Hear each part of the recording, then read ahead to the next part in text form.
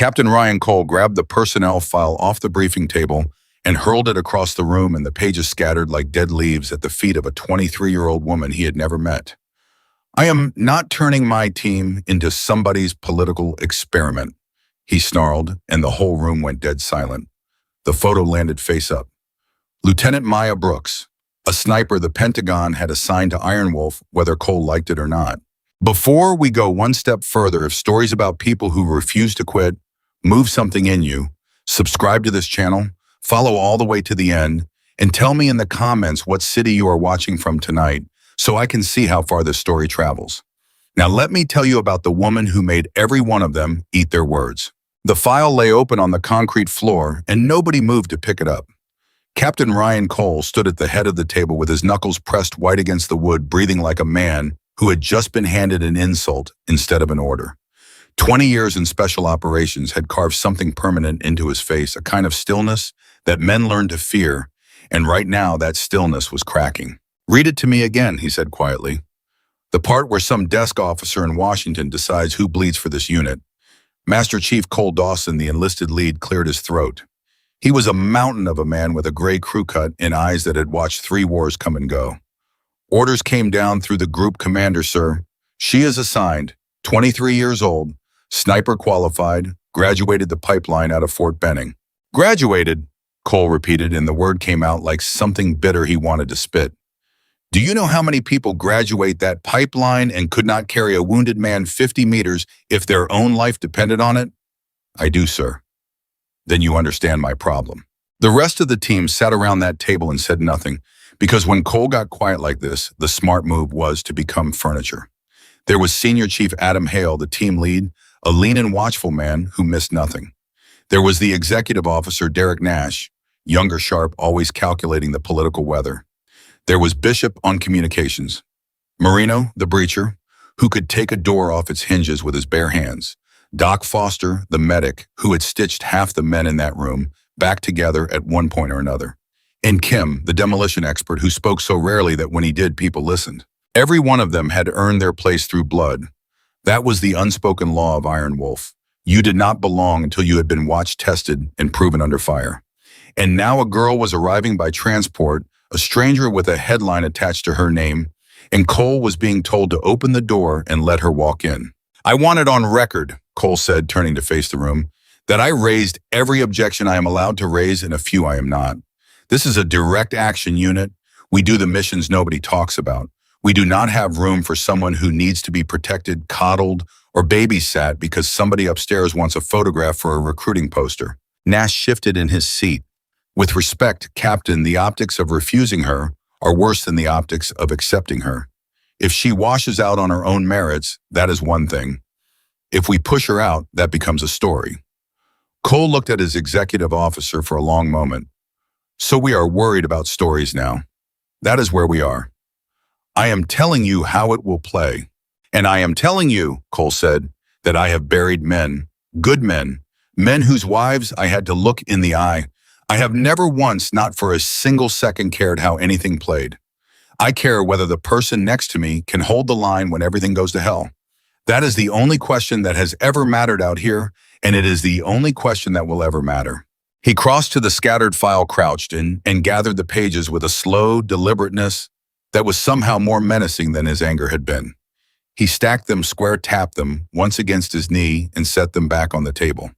"When does she land?" 1400, sir," Hale said. Cole nodded once. "Then at 1401, she learns exactly what kind of place she has walked into." While the men argued over her fate in a room she would never see, Maya Brooks sat alone in the cargo hold of a transport climbing into the mountains, and she was not thinking about any of them. She was thinking about her father. The rifle case rested between her knees, and her hands were folded on top of it, the way you might hold something sacred. She was small in that cavernous hold, wrapped in a jacket 2 sizes too big, and if you had walked past her, you would not have looked twice. That was the thing nobody understood yet. The people who ended up mattering the most were almost never the ones who looked the part. Her father had been Gunnery Sergeant Jake Brooks. He died on his last deployment when she was 12 years old, and what came home to her was not a father, but a folded flag, a wooden box, and a letter he had written in case the worst happened. She had read that letter so many times that the paper had gone soft as cloth. She did not need to unfold it anymore. She knew every word. The world will tell you where you do not belong. Do not listen. You have steady hands and a calm heart. Make them earn their doubt. She had spent 11 years making people earn their doubt, and it had cost her everything they never had to pay. She thought about the freezing mornings when the other recruits stumbled out half awake, and she was already on her second lap, because average was never going to be good enough for her, because she had done the math young and understood that a woman in that world could not afford to be as good as the men. She had to be better, cleaner, faster, quieter, and she had to make it look effortless so that no one could ever say she was carried. She thought about the two other women who had entered the sniper pipeline with her. Both of them tough, both of them capable, both of them broken by a system that had been designed decades before anyone imagined a woman standing in it. One quit in the third week. One was medically dropped after an instructor pushed a drill past the point of reason and something in her knee gave way. Maya had watched them go, and she had understood the message without anyone saying it out loud. This place does not want you. Prove it wants you anyway. She graduated. Barely.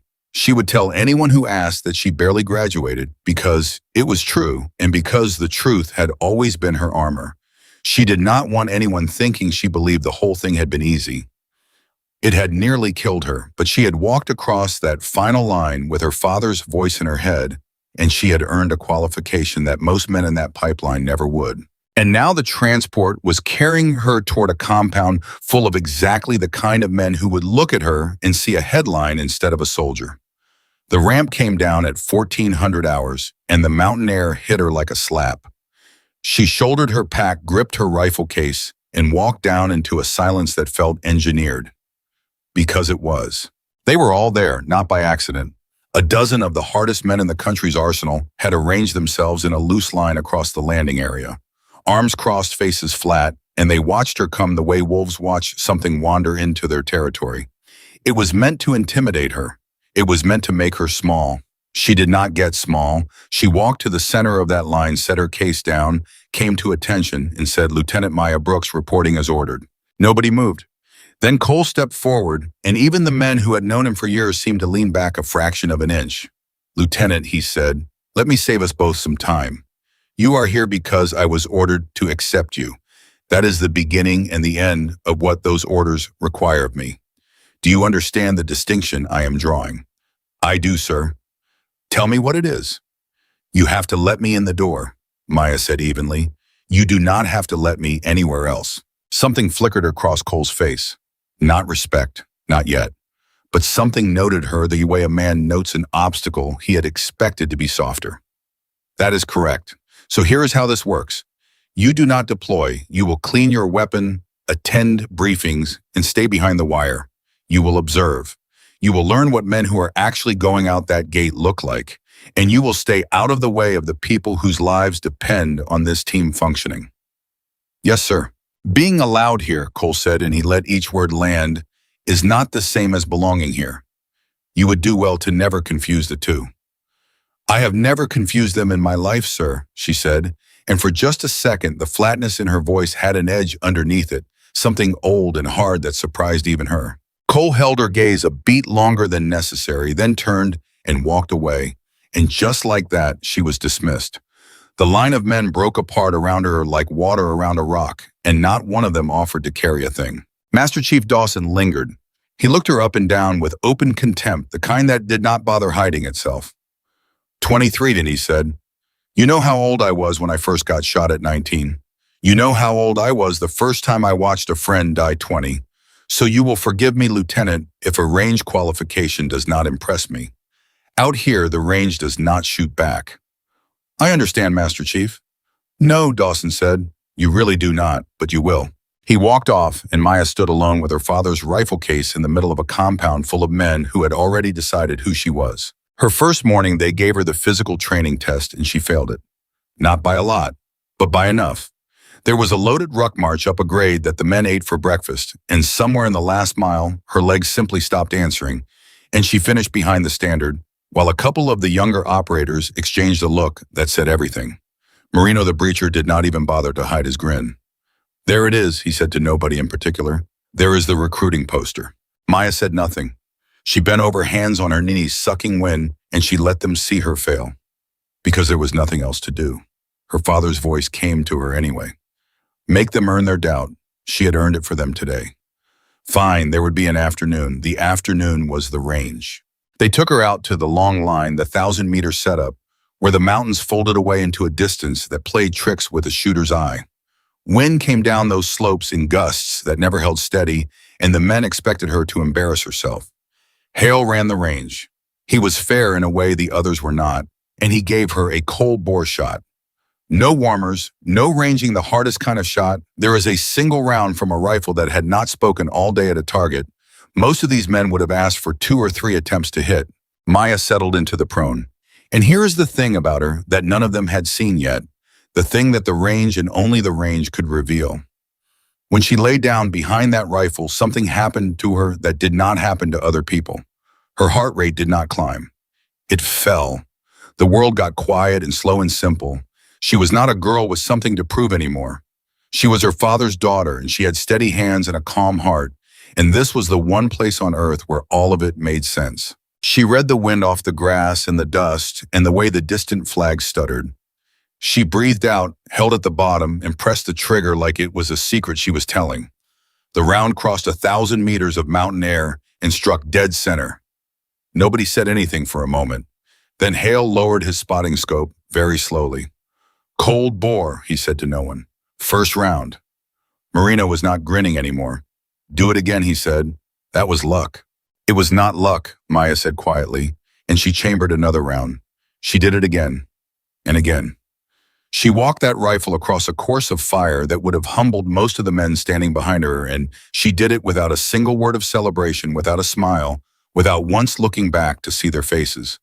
She just shot and reloaded and shot, and when she was done, she cleared the weapon, stood, and looked at Hale.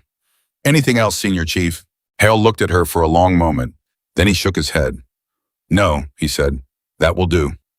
Behind him, the men were quiet in a new way, and it was not respect, not yet, but it was the death of certainty, and that was the first thing that had to die before respect could ever be born. She had failed their morning and destroyed their afternoon, and somewhere in the space between those two facts, the story they had told themselves about her had developed a crack. Doc Foster found her that evening cleaning a rifle that was already clean. He was older than the others, softer around the edges in the way medics sometimes were, because they spent their careers keeping people alive instead of the other way around, and it changed a man. He sat down across from her without asking and watched her run the same patch through a bore that did not need it. You did not have to do it that way, he said. Maya kept working. Do it what way? Silent. Not a word after those shots.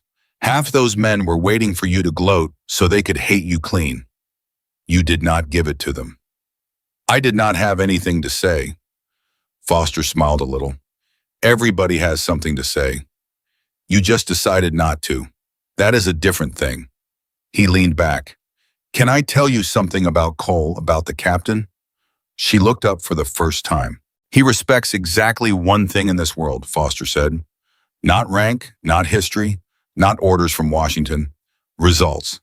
That man has watched people he trusted freeze up and get others killed, and it broke something in him a long time ago, and now the only currency he accepts is proof. You cannot argue with him. You cannot charm him. You can only be undeniable. Foster stood and put a hand briefly on her shoulder. And I will tell you one more thing because you are going to need it. Things always go sideways out here. Always. The plan is never the mission. And when it happens, your chance is going to come faster than you are ready for. So be ready anyway. He left her there with the clean rifle and the quiet, and Maya sat for a long time turning his words over. She did not know how right he was about to be. The weeks that followed were designed to break her, and everyone involved understood it, and no one pretended otherwise. This was how Iron Wolf tested its own. They ran her through weighted obstacle courses under smoke and the crack of blank fire, and she stumbled, and she got up. They dragged her out of a dead sleep at 2 a.m. for resistance to interrogation drills, hoods, and shouting in cold water, the kind of thing that had broken larger people, and she held. Not perfectly, but she held. They stacked failure scenarios on top of failure scenarios, ambushes with no good outcome, and they waited for the moment she would panic. The moment never came. That was the thing that started to work on them. During a simulated ambush that went loud and chaotic with two veteran operators shouting over each other and the whole exercise dissolving into confusion, Maya's voice cut through it low and level. North corner. Reload. I have your left. Calm as still water, and the men who had panicked around her stopped and looked, and something recalibrated. Marino, who had grinned at her failure on that first morning, was the last to bend. But even Marino had his moment. It came on the range on another cold bore shot, longer this time, past 1,000 meters, in a wind that would have made most snipers ask for a different day. Maya took it and hit it, and Marino, who had been standing with her arms crossed, waiting to be unimpressed, let his arms drop. All right, he said, and it cost him something to say it. All right, that is not luck. I said it was luck. It was not luck. It was not acceptance. But it was the end of contempt, and for a woman who had been fighting contempt her entire career, it felt like the top of a mountain. Grudgingly, one man at a time, the team stopped treating her as a burden. Not Cole. Cole had not moved so much as an inch. But the men around him had begun to shift, and in a unit like that, the men were the ground the commander stood on. Then the real mission dropped. It came in the way real missions always came, without warning and without ceremony, in a briefing room gone tight with the particular energy of men who were about to go do the thing they had trained their whole lives to do. Intelligence had located a high-value target, a man at the center of an insurgent network that had been ambushing coalition patrols for months, killing young soldiers and vanishing back into the mountains. He was moving through a pass. There was a window. It was the kind of chance that did not come twice. Cole ran the assignments down the line. Hale would lead the assault. Marino on the breach, Bishop on comms, Kim on demolition, Nash coordinating. He read the names one after another in his flat command voice, and every operator in that room straightened a little as his name was called, and Maya sat off to the side and listened to a list that did not include her. When Cole finished, Hale spoke up. Sir, we need a dedicated overwatch. That pass is a kill box. If security is heavier than intel says, and it usually is, we are going to want eyes on high with a long gun. Brooks is the best long gun on this base, and you know it. She stays, Cole said. She is not deploying. That has not changed, and it is not going to change. Captain, I am telling you as your team lead that we are going in light without her. Then you will be careful, Cole said, and the finality in it closed the subject. He looked once at Maya, and there was nothing personal in it, which was almost worse than if there had been. Lieutenant, you will monitor from the base. You will learn something. That is your role. Yes, sir, she said, because there was nothing else to say. But Doc Foster's words were sitting in her chest like a stone. Things always go sideways. Your chance is going to come faster than you are ready for. She looked at the map on the wall at the pass, at the ridge lines around it, and she found herself doing the thing she could not stop doing, the thing her father had trained into her before she was tall enough to see over a kitchen counter. She was reading the ground. She was finding the angles. She was already, without meaning to, working the problem. She caught herself and she made herself stop, and she told herself it did not matter because she was not going anywhere. She was wrong. The mission launched in the black hours before dawn, and Maya was not supposed to be in the Tactical Operations Center, but she was there anyway, standing at the back where the drone feed glowed on the wall in ghostly gray and white, and no one told her to leave because everyone was too focused on the screen.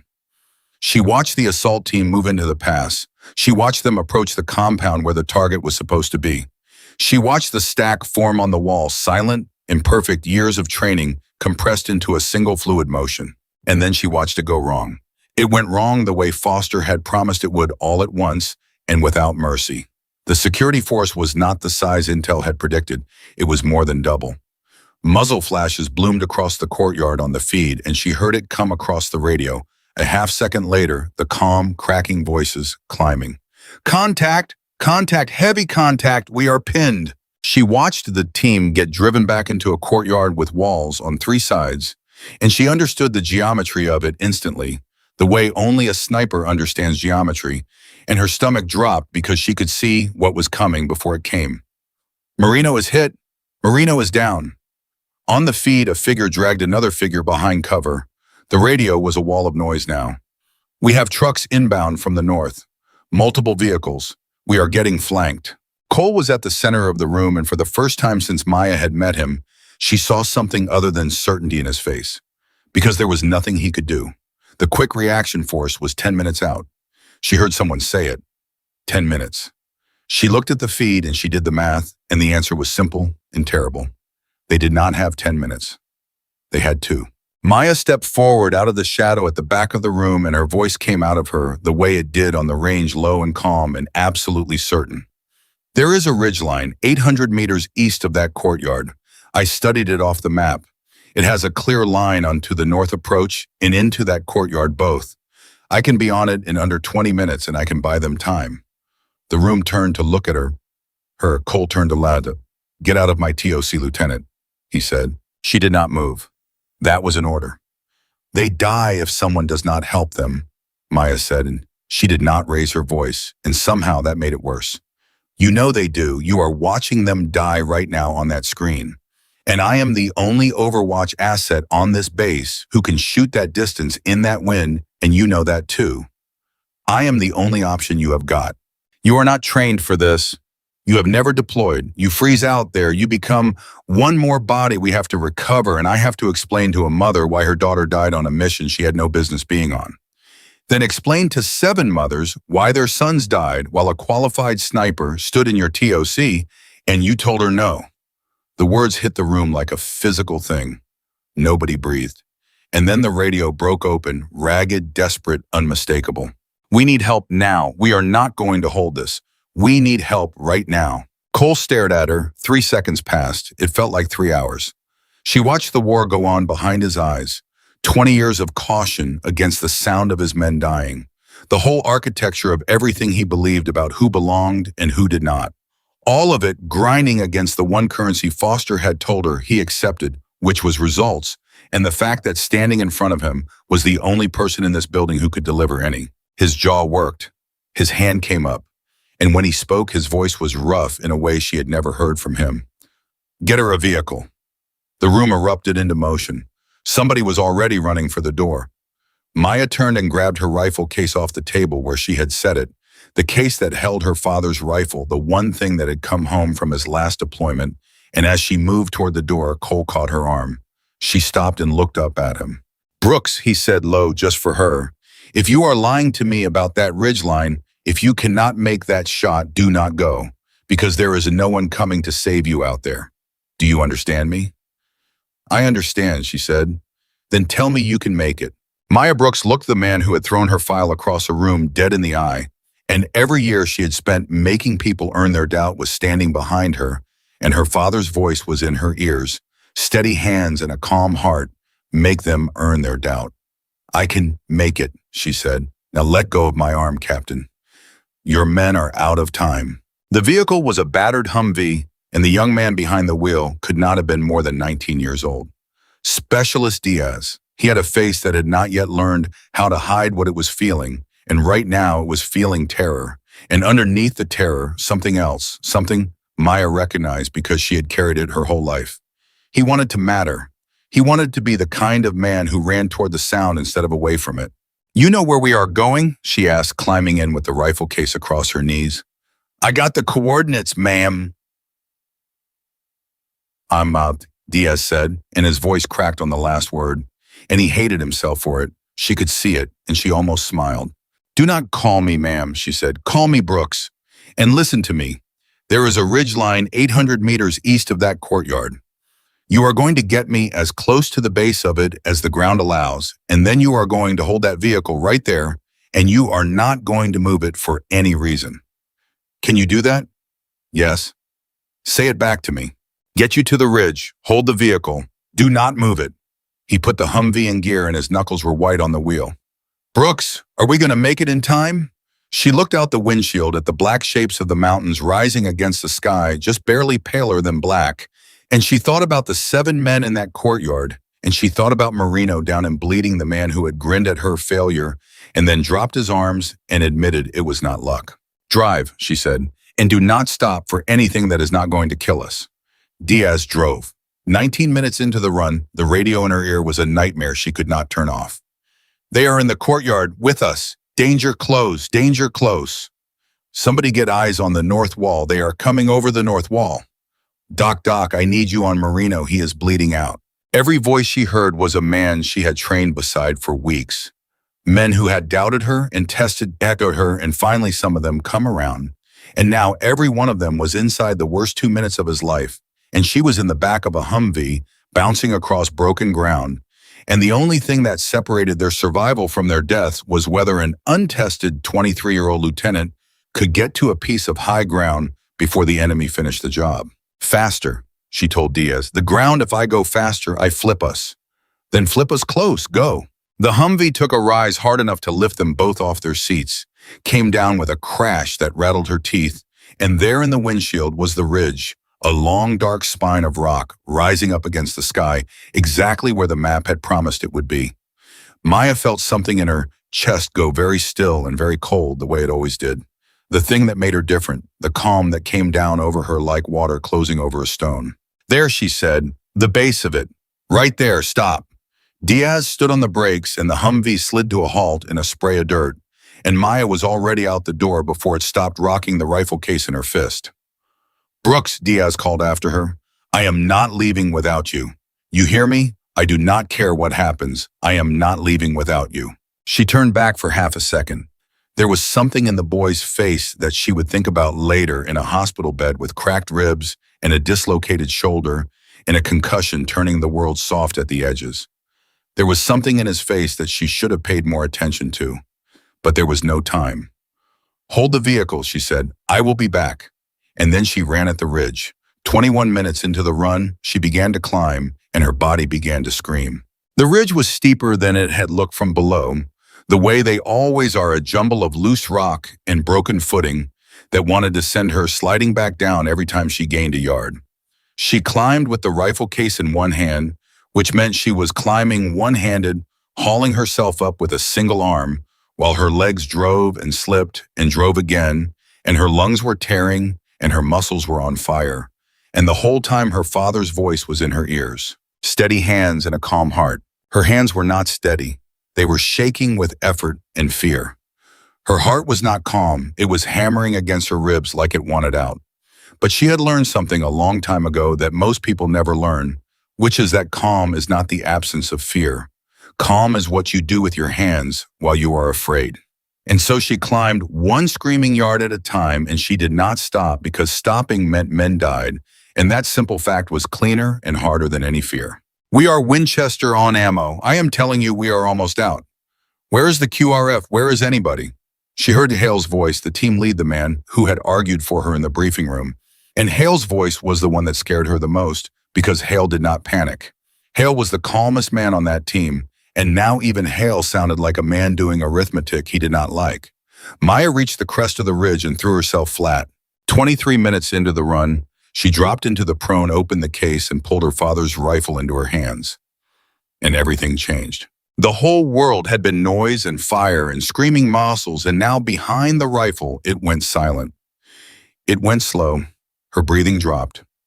Her heart, which had been trying to break out of her chest, began to settle, because this was the place where she made sense of the one place on earth where the girl with something to prove disappeared and left only Jake Brooks' daughter with steady hands and a job to do. She keyed her radio, and when her voice came out, it was so calm it did not sound like it belonged to the same person who had been climbing that ridge 30 seconds before. Iron Wolf 6, this is Brooks. I am in position on the eastern ridge. I have eyes on the courtyard in the north approach. Talk to me. Where do you need rounds? There was a pause on the net that lasted maybe a second and felt like it lasted a year. And then Hale's voice came back, and there was something in it that Maya had never heard directed at her before, not from any of them, not once. There was hope. Brooks, thank God. Thank God. We got shooters in the second story of the building on the south side of the courtyard. They have us pinned. We cannot move. And we got trucks. 4 trucks inbound from the north, 30 seconds out, maybe less. If those trucks reach the courtyard, we are done. You hear me? We are done. Maya was already looking through her scope at the second-story window on the south side where a muzzle was flashing steady, a man behind a wall raining fire down onto her teammates. Copy the second story, she said. Engaging. And this is the line that becomes everything. As she settled the crosshair and let her breath run out to the bottom, Hale's voice cracked across the net, ragged and desperate, and full of a faith he had no right to feel in someone he had known for 6 weeks. Iron Wolf sniper, move now! She pressed the trigger. The rifle spoke, and 800 meters away, the muzzle in the second-story window went dark and did not flash again. For a heartbeat, there was silence on the net. Then somebody said low and disbelieving, "The south window is down, the south window is down." How did she? Second shooter, Maya said, already tracking. West side of the same building, engaging. The rifle spoke again. The second muzzle went dark. 25 minutes into the run, Maya Brooks went to work in a way that none of them, not Cole, not Dawson, not Marino, not even her father, if he had lived to see it, could have prepared themselves for. She was not shooting at targets anymore. She was reading a battlefield, the whole terrible sprawl of it, and she was doing the thing that separates a gunner from a sniper, which is that a gunner shoots what he sees and a sniper shoots what matters. And what mattered right now more than any single man with a rifle were the 4 trucks coming down the North Road, because the men on foot could pin her team, but the trucks could overrun them, and she had maybe 15 seconds before the lead truck reached the courtyard and turned a firefight into a massacre. She did not aim at the driver of the lead truck. She did not aim at the gunner standing in the back with his hands on a machine gun. She aimed at the fuel tank. "Trucks are on top of us," Hale was shouting. "Brooks, the trucks!" "I see them," she said, calm as still water, and she led the moving vehicle, and she read the wind coming down the slope, and she put a round through the fuel tank of a truck traveling at speed at a range that most snipers on this earth would have called impossible. The truck became a fireball.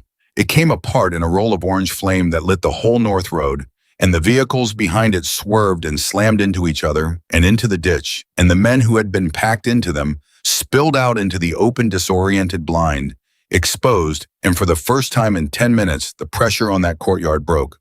"She hit the truck," somebody screamed. "She hit the fuel tank. The road is on fire. The road is blocked." "Move!" Hale roared, and now it was his voice full of command instead of desperation. "The escape route is open. Move, move. Get Marino, move." On the net, Maya heard her team begin to move for the first time since the ambush closed on them, and she did not stop to feel anything about it, because feeling was for later. Feeling was for the hospital bed and the long nights after. Right now, there was only the work. She covered them foot by foot. She was their guardian angel from 800 meters, and every time a shooter rose up to line a shot on one of her retreating teammates, she took him before he could fire. She saw a man break from cover with a long tube on his shoulder, an RPG, and she saw the line of it saw that he was setting up on Nash, the executive officer Nash, who had worried about optics in the briefing room, Nash, who was now running through the open with his back exposed and no idea that death was drawing a bead on him. "Nash down," she said into the net, and at the same moment she fired, and the man with the RPG folded before he could send the rocket into the executive officer's spine. Nash hit the dirt and rolled and came up and looked around wildly, and he could not have known how close it had been, and Maya was already scanning for the next threat. 28 minutes into the run, she had turned the entire battle. 7 men who had been 30 seconds from being overrun were now moving in good order toward their exfil, and the enemy that had them pinned was scattered and burning and confused, and it had all been done by one person on a ridge with her father's rifle, and every man on that net knew it. And that was the moment the enemy figured out where she was. She heard it before she saw it, a change in the fire. Rounds began to crack past her position, close then closer, chips of rock spitting up near her face, and she understood with the cold clarity that never left her behind. The scope that someone down there had traced her muzzle flashes back to the ridge, and now they were shooting at her, and worse than the rifles was the thing she caught in the corner of her eye, a man rising up from the scattered trucks with the unmistakable silhouette of an RPG launcher on his shoulder, and this one was pointed at her. She had time for one thought. It was not a prayer. It was not her father. It was a single flat professional assessment. Not enough time. She fired at him, and she thought she hit him, and it did not matter because the RPG was already away, and the last thing she saw before the world ended was the trail of it coming up the slope toward her ridge. The blast picked Maya Brooks up off the ground and threw her 20 feet down the far side of the ridge. 30 minutes into the run, the net went to chaos. "Brooks! Brooks, come in! Sniper, come in! The ridge just got hit. Did you see that the whole ridge just—" "Brooks! Brooks, answer me! Answer me, Lieutenant!" She did not answer because she was lying at the bottom of a rock slide with blood in her eyes, and one arm that would not answer her and a fire in her ribs every time she tried to breathe. And for a few seconds, the whole world was very far away and very quiet, and it would have been so easy to stay there. But she did not stay there. Because at the bottom of that dark place, past the ringing and the blood and the arm that would not work, one thought found her and pulled her up. Diaz, the boy in the Humvee, the boy who said, "I am not leaving without you." He was down there at the base of the ridge, and she had told him to hold the vehicle, and she had made him a promise, "I will be back," and Maya Brooks did not break promises. She got up. She should not have been able to. Her ribs were cracked, and every breath was a knife, and her left arm hung useless, and the world would not hold still. But she got her feet under her, and she started down the slope, half falling, catching herself on her good arm, sliding through the loose rock, and the whole way down, she kept her father's rifle in her working hand, because a sniper does not leave her rifle, not ever, not for anything. She reached the bottom. The Humvee was there. Diaz was not. 32 minutes into the run, Maya Brooks looked at an empty vehicle and felt the first real fear she had felt all night. The door hung open. The keys were in it. And in the dirt beside it, dark and wet in the starlight, was a trail. Blood. A blood trail leading away from the vehicle into the black, the drag marks of a body that had been pulled, or the crawl marks of a body pulling itself. She could not tell, and it did not matter. She keyed her radio one more time, and her voice was not calm now. For the first time all night, it was not calm. Iron Wolf 6, this is Brooks. My driver is gone. Specialist Diaz is gone.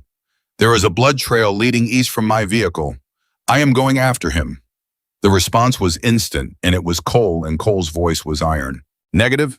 Negative, Brooks. You are hit.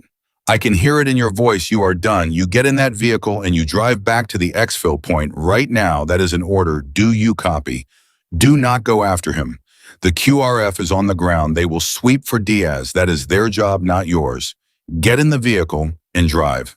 Maya stood there with her useless arm and her broken ribs and the blood running into one eye, and she looked down at the trail leading into the dark, and she thought about a 19-year-old boy who wanted to matter, who ran toward the sound instead of away from it, who had looked at her with a face that had not yet learned to hide anything and said, "I am not leaving without you." He had not left her. He had waited, and they had taken him because he waited, because of her. Brooks, Cole said, "Answer me. That is a direct order. Get in the vehicle." Maya reached up and turned the radio off. She turned it off, and the silence that followed was the loudest thing she had ever heard, because it was the sound of her career ending, the sound of a court-martial, the sound of every man who had ever said she did not belong being proven right, and she turned it off anyway, and she followed the blood into the dark. 35 minutes into the run, moving through country she did not know, with a body that was breaking down beneath her, Maya tracked the blood trail the way her father had taught her to track a wounded animal when she was a girl too small to carry a rifle. Not with her eyes alone, with patience, with the understanding that a trail always tells you a story if you are willing to be slow enough to read it. The trail told her Diaz was alive when they took him, because a corpse does not leave the kind of scuff marks a struggling man leaves. The trail told her there were at least 3 of them from the footprints. And the trail told her they were not moving fast, which meant they were not afraid of being followed, which meant they did not know she was coming. Good. Let them not know. She heard them before she saw them. Low voices ahead in the dark, and she went down onto her belly, which sent a white flash of agony through her cracked ribs, and she crawled the last distance on one arm, because the other one would not work, and she came up over a low rise and she saw them. 3 fighters, standing in a loose circle, and on the ground between them, curled around a wound in his gut, both hands pressed to his stomach, was Diaz. He was alive.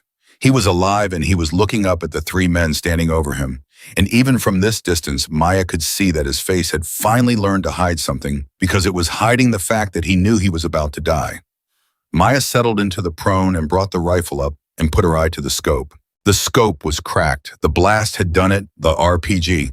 The fall down the ridge, she did not know when, but the glass was a spider web of fracture lines, and she could not see through it, and she had 3 armed men 80 meters away, standing over a wounded boy, and her scope was gone.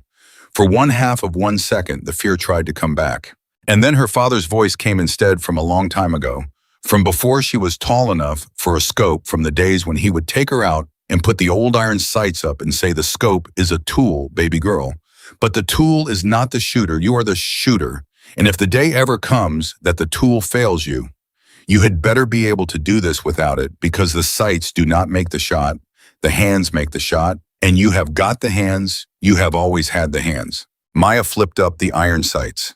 38 minutes into the run, she made the two hardest shots of her life on iron sights in the dark, with cracked ribs and a dead arm, and she made them because her father had made sure she could 10 years before either of them knew she would need to. The first fighter dropped before the sound reached the others.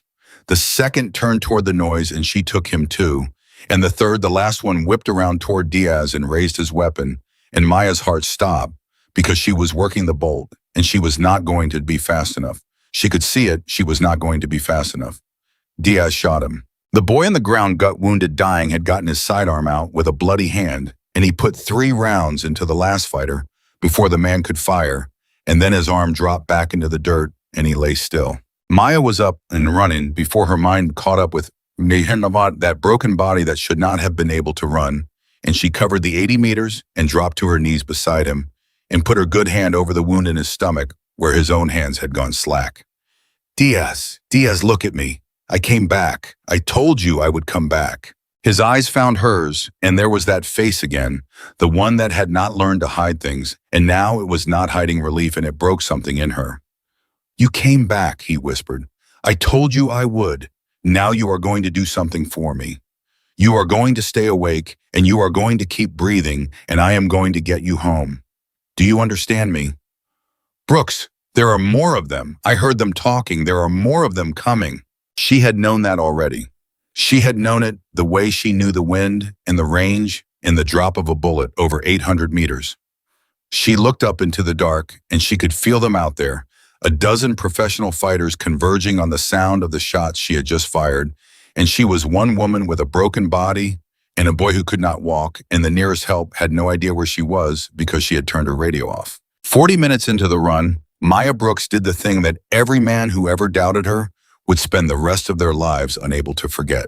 She got Diaz's arm over her shoulders, the shoulder that still worked, and she stood up with 190 pounds of dying soldier against her side, and she started to drag him through a dry riverbed because the riverbed gave her cover, and cover was the only thing keeping them alive. Every step was a knife in her ribs. Every step her dead arm swung uselessly at her side. Every step Diaz groaned and she told him to be quiet and hold on. And they came for her. They came out of the dark and she had to stop and lay Diaz down and take up a firing position, and she made them pay for every meter. When her father's rifle ran dry, she went to her pistol. When the pistol ran dry, she took up the rifle of a man she had killed and she used that. She fought a running battle through a riverbed in the dark, dragging a wounded boy behind her down to her last magazine and then to her knife. And she did not stop and she did not quit. And she did not even once consider leaving him, because her father had written her a letter when she was 12 years old that said, make them earn their doubt. And she had spent her whole life earning the right to be exactly this right here, right now. The one person in the dark standing between a dying boy and the men who wanted him dead. Down to her last rounds, dragging Diaz the final yards with fighters closing from 3 sides and no cover left, and nothing between her and the end of everything. Maya Brooks looked up at the sky and she did not pray for rescue because she did not believe in it. She just kept fighting. And that was when the sky answered anyway.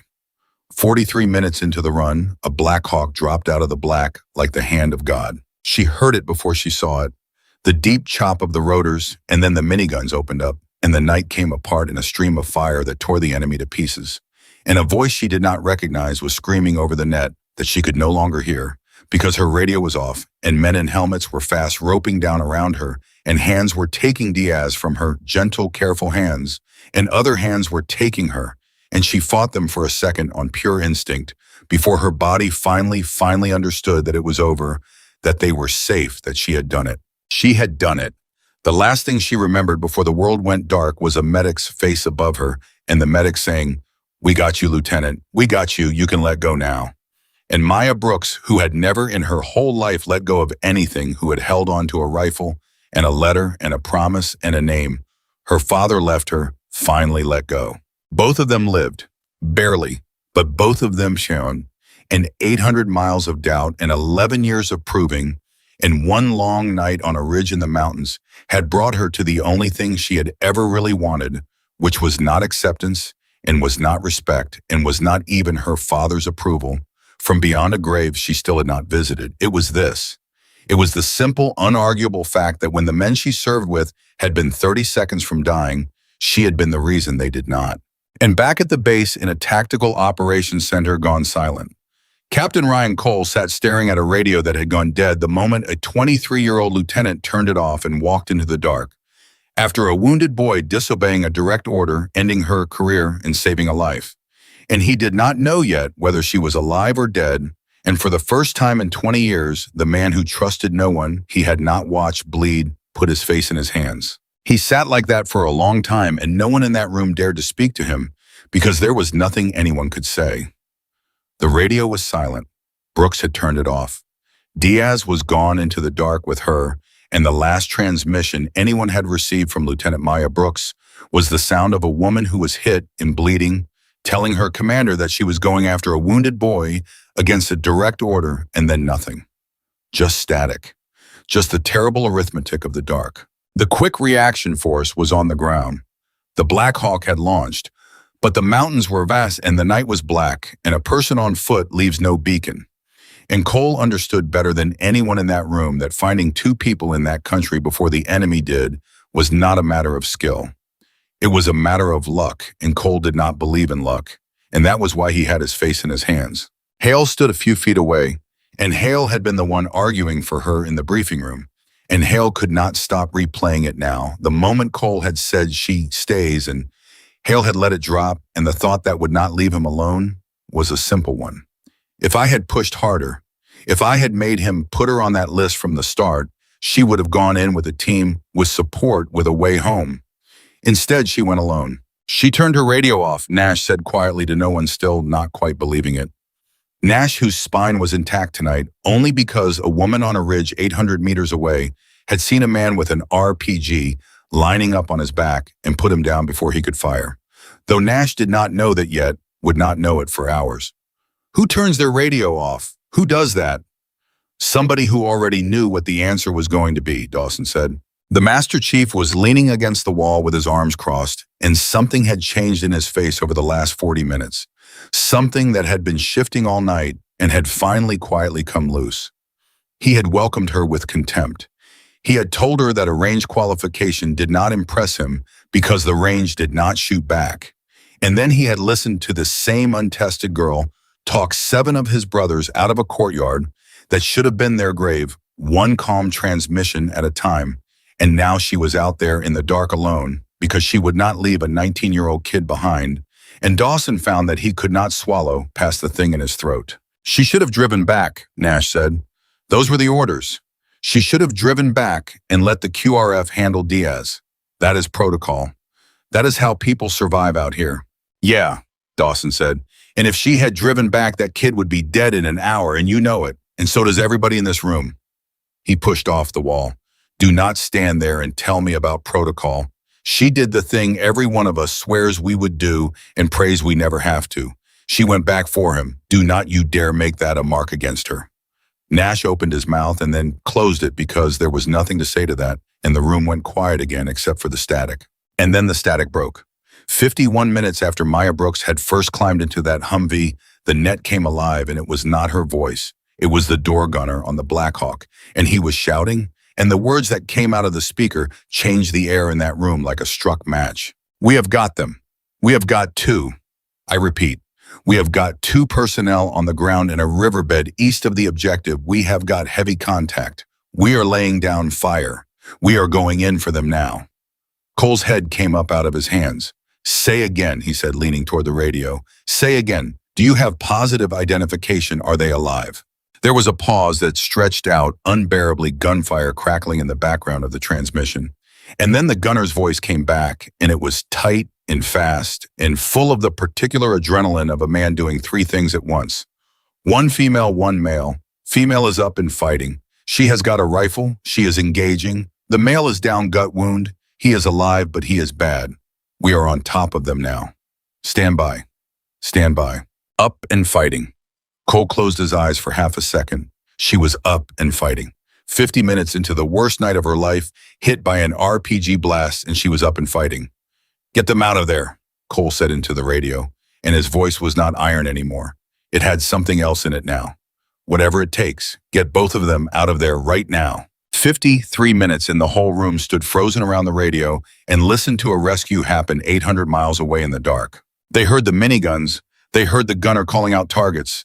They heard a second voice of medic on the aircraft, and then a stretch of chaos where nobody could tell what was happening, just noise and shouting and the deep chop of rotors. And every man in that TOC stood there with his fists clenched and his jaw tight, willing two people they could not see to stay alive. And then at last, the medic's voice breathless. "Both personnel are aboard. I say again, both personnel are aboard. We are lifting off. We are exfil. Female is conscious. Male is critical, but we have him. We are inbound to the surgical unit. Have them ready to receive." The room did not cheer. Men like this did not cheer.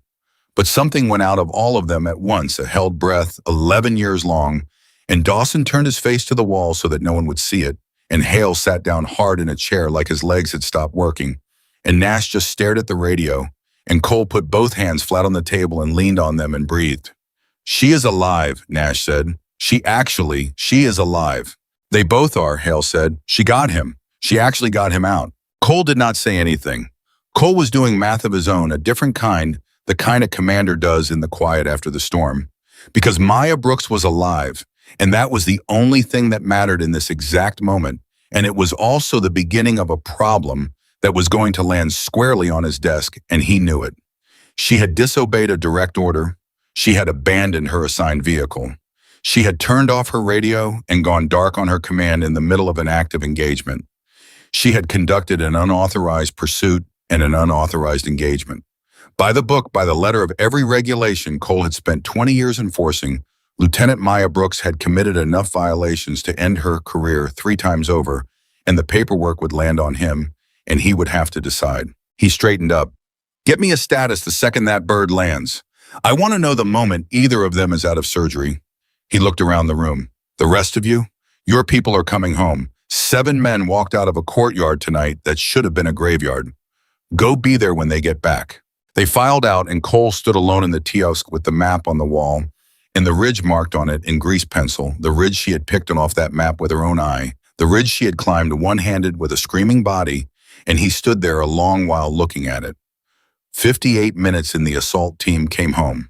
They came in dirty and bloody and hollow-eyed the way men come back from the edge, and Marino was on a stretcher with a field dressing packed into his shoulder, pale but cursing, which was how everyone knew he would live, because a quiet Marino was the one you worried about. They carried him off toward the surgical unit, and as they went, he grabbed the sleeve of the man nearest him, which happened to be Bishop, and he said, "The ridge, the truck, the fuel tank, was that?" "That was her," Bishop said. "That was Brooks." Marino let go of his sleeve and lay back on the stretcher and stared up at the sky as they carried him, and something worked in his face, the man who had grinned at her failure that first morning, the man who had called it luck, the man who had finally dropped his arms and admitted it was not. "I called it luck," Marino said to no one. "The cold bore. I stood there and I called it luck." "Yeah, you did," Bishop said. "It was never luck." "No," Bishop said. "It never was." An hour and 10 minutes after Maya Brooks climbed into that Humvee, the Black Hawk touched down at the base, and the surgical team was waiting, and they took Diaz first because Diaz was dying, rushing him through the doors with a doctor already shouting orders and a bag of blood already running into his arm. And then they came for Maya, and she would not let go of the rifle. That was the thing the medics would talk about later. She was semi-conscious in and out. Her body wrecked, and she still would not release her grip on her father's rifle. And finally, one of them, an older man who had seen a lot, leaned down close to her ear and said, "Lieutenant, it is your father's. I understand. I will carry it myself, and I will put it right next to your bed, and it will be there when you wake up. You have my word.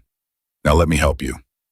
And only then did her fingers open, and she let them lift her onto the gurney, and the older medic carried that rifle in his own 2 hands and set it against the wall beside her bed, exactly as he had promised, because there are promises you keep even in a war. She went under, and for a while there was nothing. An hour and 40 minutes and Cole got the word he had been waiting for, and he went to the surgical unit himself. He did not go for Maya. He told himself that. He went because 7 of his men had come back tonight, and one of them was in surgery, and a 19-year-old specialist he barely knew was fighting for his life on a table, and a commander shows up. That is the job, you show up. That was what he told himself walking down the corridor with his hands behind his back and his face set in the flat mask his men knew and feared. He found Doc Foster in the waiting area, still in his gear blood on his sleeves that was not his own, and Foster looked up at him with an expression Cole could not read. "Captain." "Foster, give me the picture." "Diaz is in surgery, gut wound. They think they can save him, but it is going to be close and it is going to be a while. Marino is stable, they patched the shoulder, he will keep his arm." Foster paused. "Brooks is out of the woods. Cracked ribs, a dislocated shoulder, a concussion, lacerations, a lot of blood loss. But she is going to be fine. She is going to wake up." Cole nodded slowly. "Good. Captain." Foster stood up. There was something in the way he did it, something deliberate. "Can I say a thing to you, off the record? Man to man, not lieutenant to captain." Cole looked at him for a moment. "Say it." "I told her something in the first week. She was cleaning a rifle that did not need cleaning, and I told her that you respect exactly one thing, and that thing is results. I told her that if she gave you results, you could not ignore her chance would come." Foster's jaw tightened. "I did not think it would be this. I did not think it would be an RPG and a dead scope and dragging a kid through a riverbed on a dead arm. I sent her into this in a way. And so I need to know before she wakes up, before any of this becomes paperwork and boards and lawyers." He met Cole's eyes. "What are you going to do to her?" Cole did not answer right away. 2 hours in standing in a surgical waiting room with a medic's question hanging in the air. Cole finally spoke, and what he said surprised even him. "I do not know yet," he said, "Item. And I will thank you not to make my decision for me by putting it in those terms. What she did tonight was a string of violations that I could hang a court-martial on. Disobeying a direct order, abandoning her vehicle, going dark on her command net in the middle of an engagement, unauthorized pursuit. Every one of those is real, Foster, and every one of those exists for a reason, because the day we start deciding that orders are optional, as long as your heart is in the right place, is the day people start dying who did not have to." "I know that, sir." "Do you?" Cole's voice had an edge now. "Because I have buried men who died following orders, and I have buried men who died breaking them. And I will tell you which grief is worse. It is the one where you knew that the person was going to do something reckless, and you did not stop them. So do not stand there and make her a hero to me while she is unconscious on a table. Let me be the commander. That is my job. Yours is to keep them breathing. Hers is to—" He stopped. "Hers is to what, Sir?" Foster said quietly. Cole did not finish the sentence, because the honest end of it was that he did not know what her job was anymore. He had told her that first day on the landing area that being allowed there was not the same as belonging there. He had built his whole understanding of her on the certainty that she would fold when it mattered, that the range was one thing and the fight was another, that she was a headline and not a soldier. And every single piece of that certainty had been burned to the ground tonight on a ridge 800 meters from a courtyard full of his men. "Go home, Foster," Cole said. "Get some sleep. You have blood on your sleeves. That is enough for one night."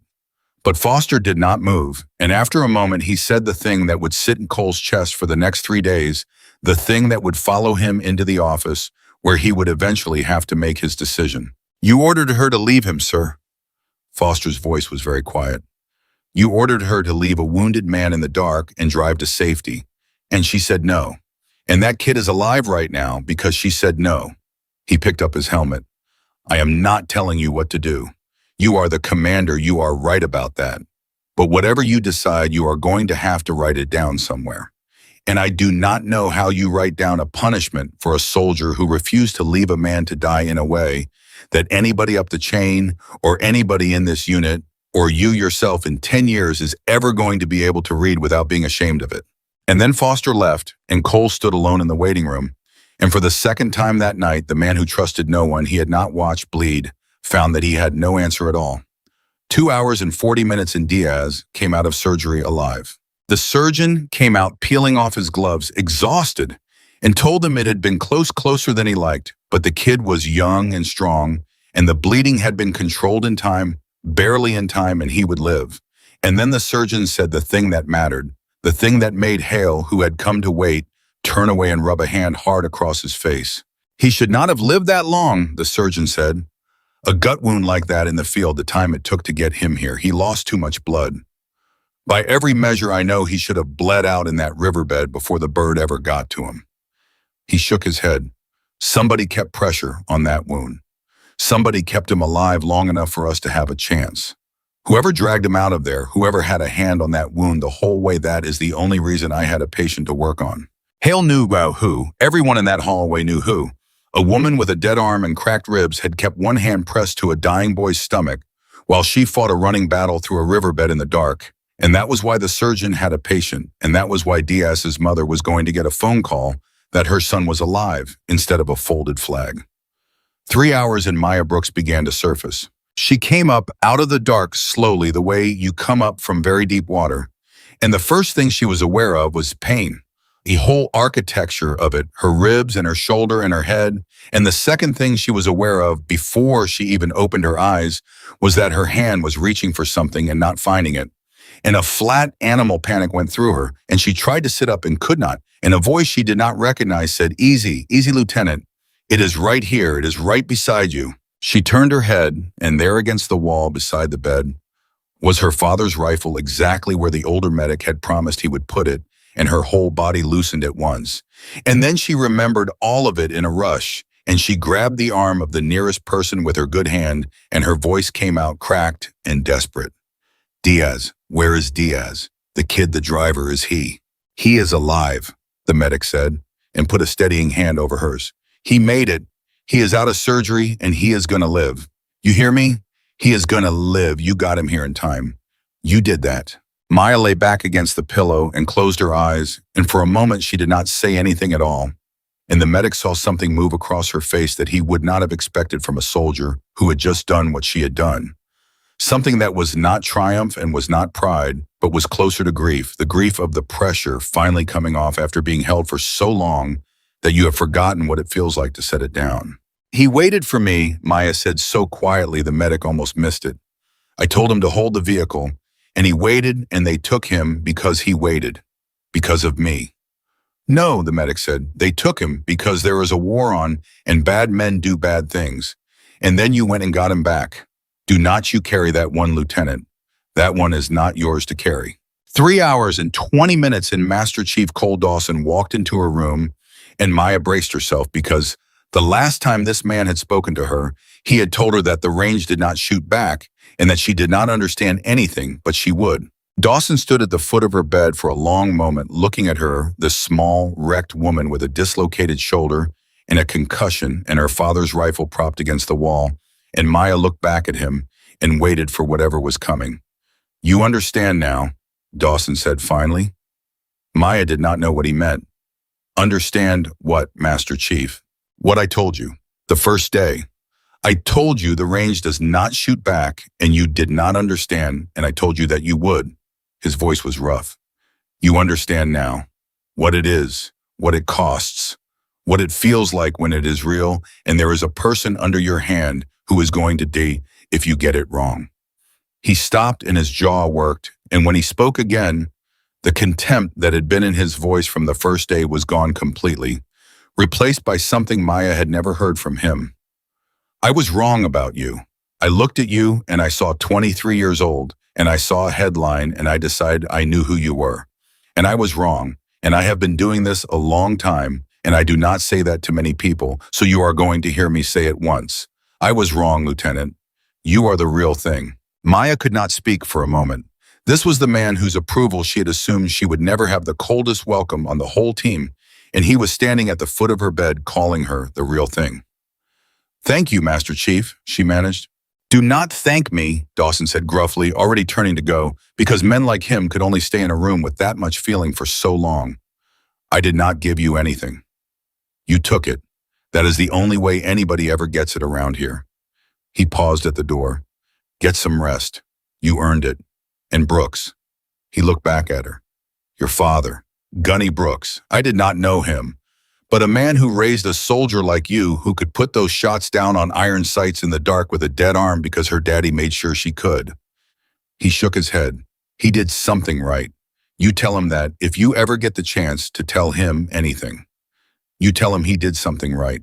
And then Dawson was gone and he did not know because Maya had never told anyone on that team that Gunnery Sergeant Jake Brooks had been dead for 11 years and that the only way she had left to tell him anything was a grave in the mountains where she grew up that she had not yet found the courage to visit. 3 hours and 40 minutes in alone again, Maya lay in the dark of the recovery room with her father's rifle against the wall and Diaz alive down the hall and Dawson's words in her ears, and she waited for the one person who had not come. Cole had not come. She knew he had been to the surgical unit. One of the nurses had mentioned it. The captain came by, but he had not come to her, and Maya understood exactly what that meant because she understood Cole better than Cole would have believed. He had not come because he had not decided yet. He was a man who did things by the book, and the book said she had committed enough violations to be court-martialed. And Cole did not visit soldiers he might have to prosecute because Cole did not do things halfway, and he would not offer her comfort with one hand while he built a case against her with the other. His absence was not cruelty. His absence was honesty. He had not decided what she was to him yet, and until he decided he would not lie to her by showing up. And so Maya lay there, and she did not know if she had saved her career or ended it, if the men outside were waiting to pin something on her, or take something from her, and she found turning it over in the dark that she could not make herself care about the answer the way she knew she should. Because there was a 19-year-old boy alive down the hall who had a mother somewhere who was going to hear his voice again. And whatever Cole decided, whatever the boards decided, whatever it cost her, that fact was going to be true for the rest of her life, and no one could ever take it from her, and it was worth more than the career, worth more than the rank, worth more than belonging to Iron Wolf or any other unit on Earth. She closed her eyes. Her father's voice came to her one more time before she slept, the way it always did from a long way off, from before she was tall enough for a scope. You have got the hands, baby girl. You have always had the hands. I used them, Dad, she whispered into the dark to a man 11 years gone.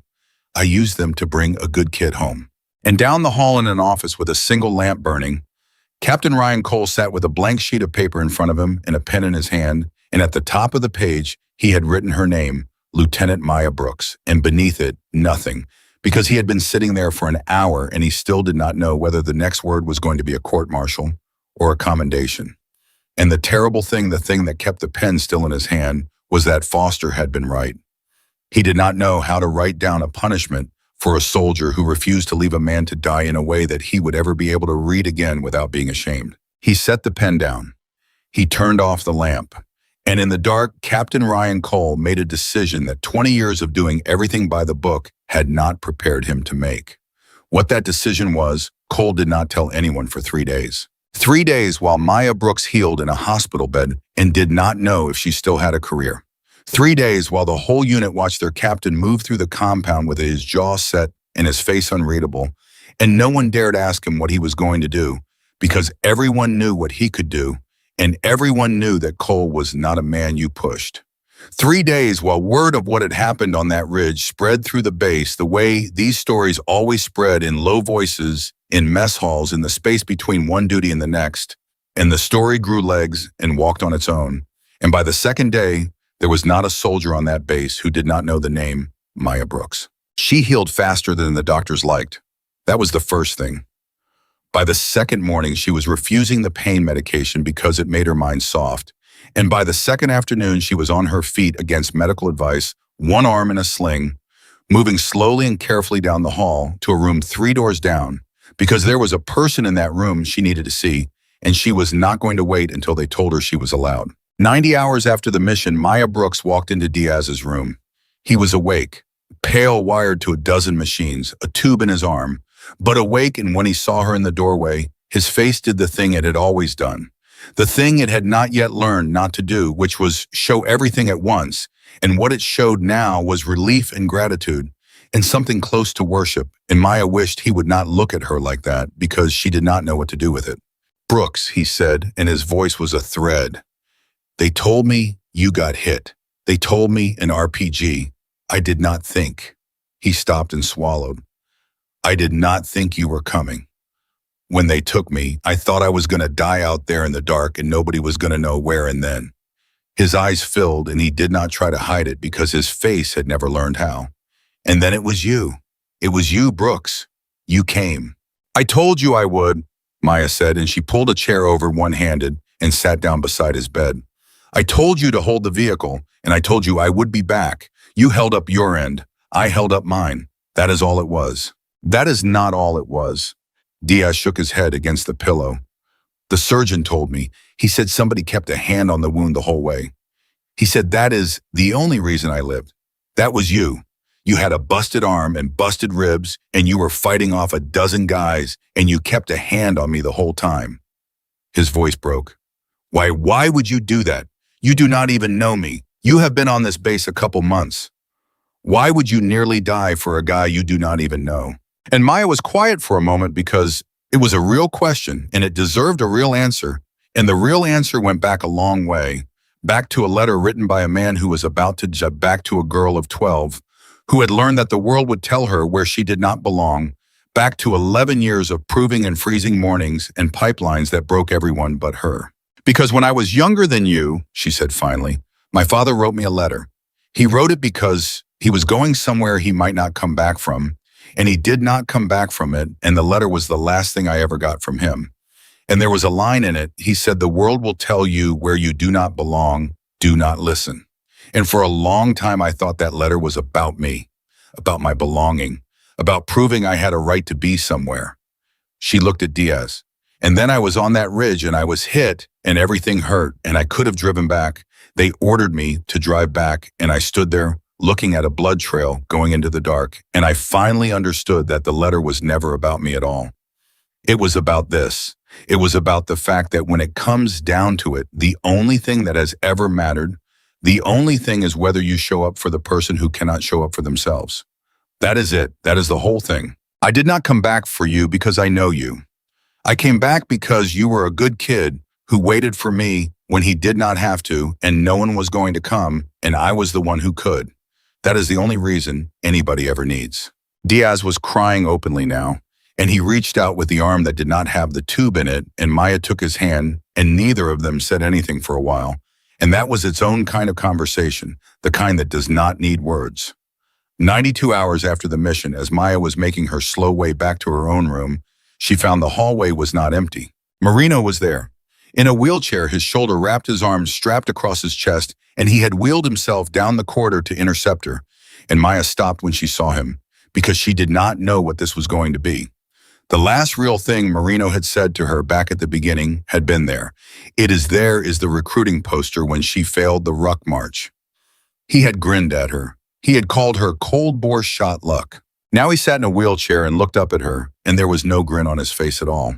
I owe you something, Marino said, and I have been sitting here for 2 days trying to figure out how to say it, and I am not good at this, so I am just going to say it plain. He took a breath.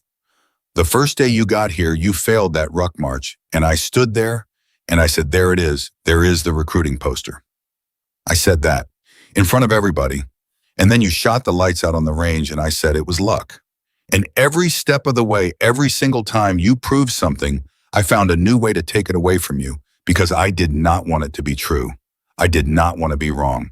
And you know what I was doing when you were up on that ridge saving my life. You know what I was doing when you put that round through that fuel tank and turned that truck into a fireball and opened up the only way out we had. I was on my back in that courtyard, bleeding, thinking I was going to die, and the last thing I had said about you before that mission was that we did not need you. His voice was rough as gravel.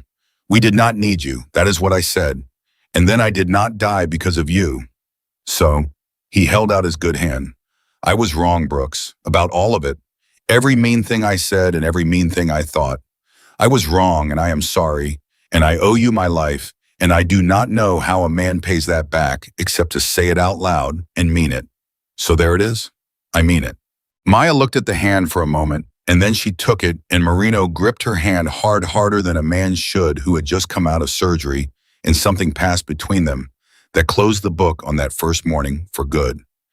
You do not owe me anything, Marino, she said. You dropped your arms on the range the day you told me it was not luck. You remember that? I remember. That was you being fair when you did not have to be. That is worth more than you think. She let go of his hand. We are square. We were always going to be square. Now go heal your shoulders so you can carry your own weight, because I am not carrying you next time. And Marino laughed a real laugh, the first one, and it turned into a wince because laughing pulled at his shoulder, and Maya almost smiled. And for the first time since she had walked down that transport ramp into a wall of silent men, she felt something she had not let herself feel in 11 years of proving. She felt like she was among her own. 96 hours after the mission on the fourth day, the summons finally came. A runner found her in the mess. Captain Cole wanted to see her, in his office. Now. Maya set down her fork and stood up, and the whole mess hall went quiet because everyone knew what this was. Everyone knew Cole had been sitting on his decision for 4 days, and everyone knew that when a captain calls a soldier to his office after something like this, it goes one of two ways, and there is no third way. She walked out of that mess hall with a dozen sets of eyes on her back, and every step of the way to Cole's office, she told herself that whatever it was, she could carry it because she had carried heavier things. She stopped outside the door. She straightened her uniform as best she could with one arm in a sling. She knocked. Enter. She went in, and it was the same office. That was the thing that hit her first.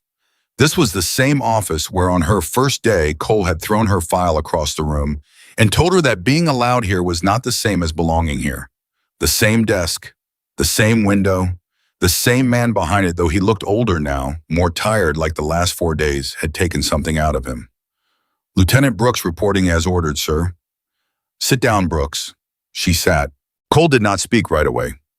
He sat with his hands folded on the desk, and he looked at her for a long moment, and Maya held his gaze the way she had held it on the landing area, the way she had held it in the TOC, when she told him she was the only option he had, and she waited.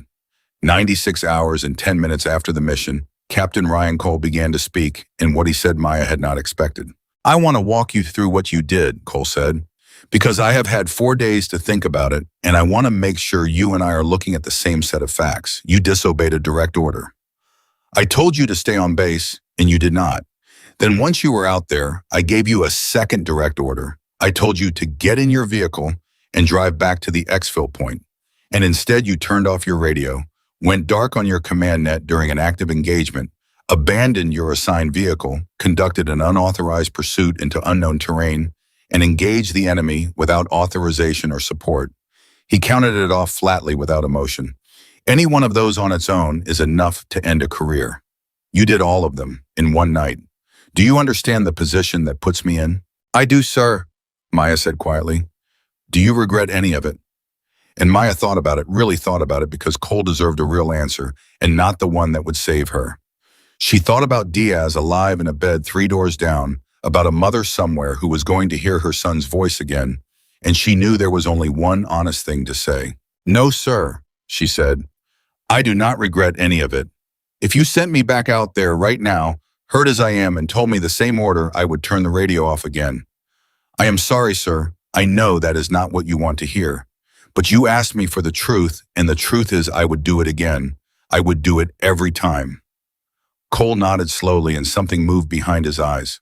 That, he said, is exactly what I thought you would say. And it is the reason I have been sitting in this office for 4 days, unable to put a single word on paper. He stood up and walked to the window, the same window he had stood at when she first arrived, and he was quiet for a moment. And then he said the thing that Foster had said to him, the thing that had followed him for 4 days. I could court-martial you, Brooks. Everything I just listed is real. I could hang all of it on you, and any board in the world would convict, because the regulations are clear, and you broke them. But, he turned to face her.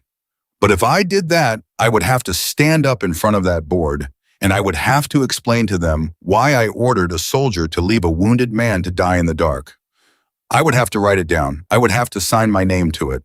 And I have been trying for 4 days to figure out how to write that sentence in a way that I could ever read again without being ashamed of myself, and I cannot do it. There is no way to write it, because it is not defensible. My order was not defensible. Your disobedience was. Maya did not say anything. She could not. 96 hours and 20 minutes after the mission, Captain Ryan Cole said the words that Maya Brooks had spent 11 years, 3 broken women, in a pipeline, 1,000 freezing mornings, and 1 long night on a ridge waiting to hear.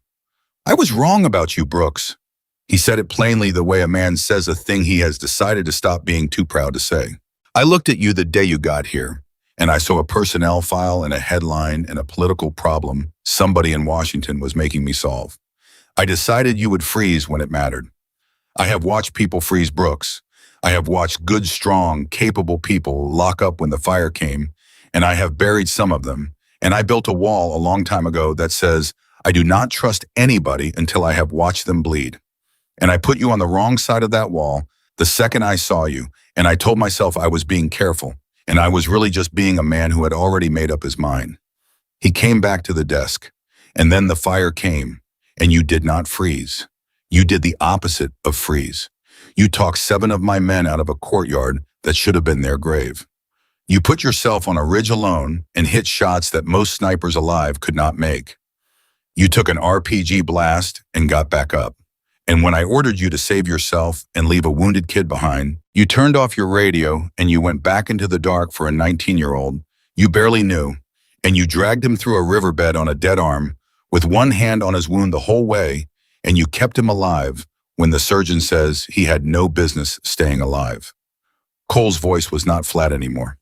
That is not a headline, Brooks. That is not a recruiting poster.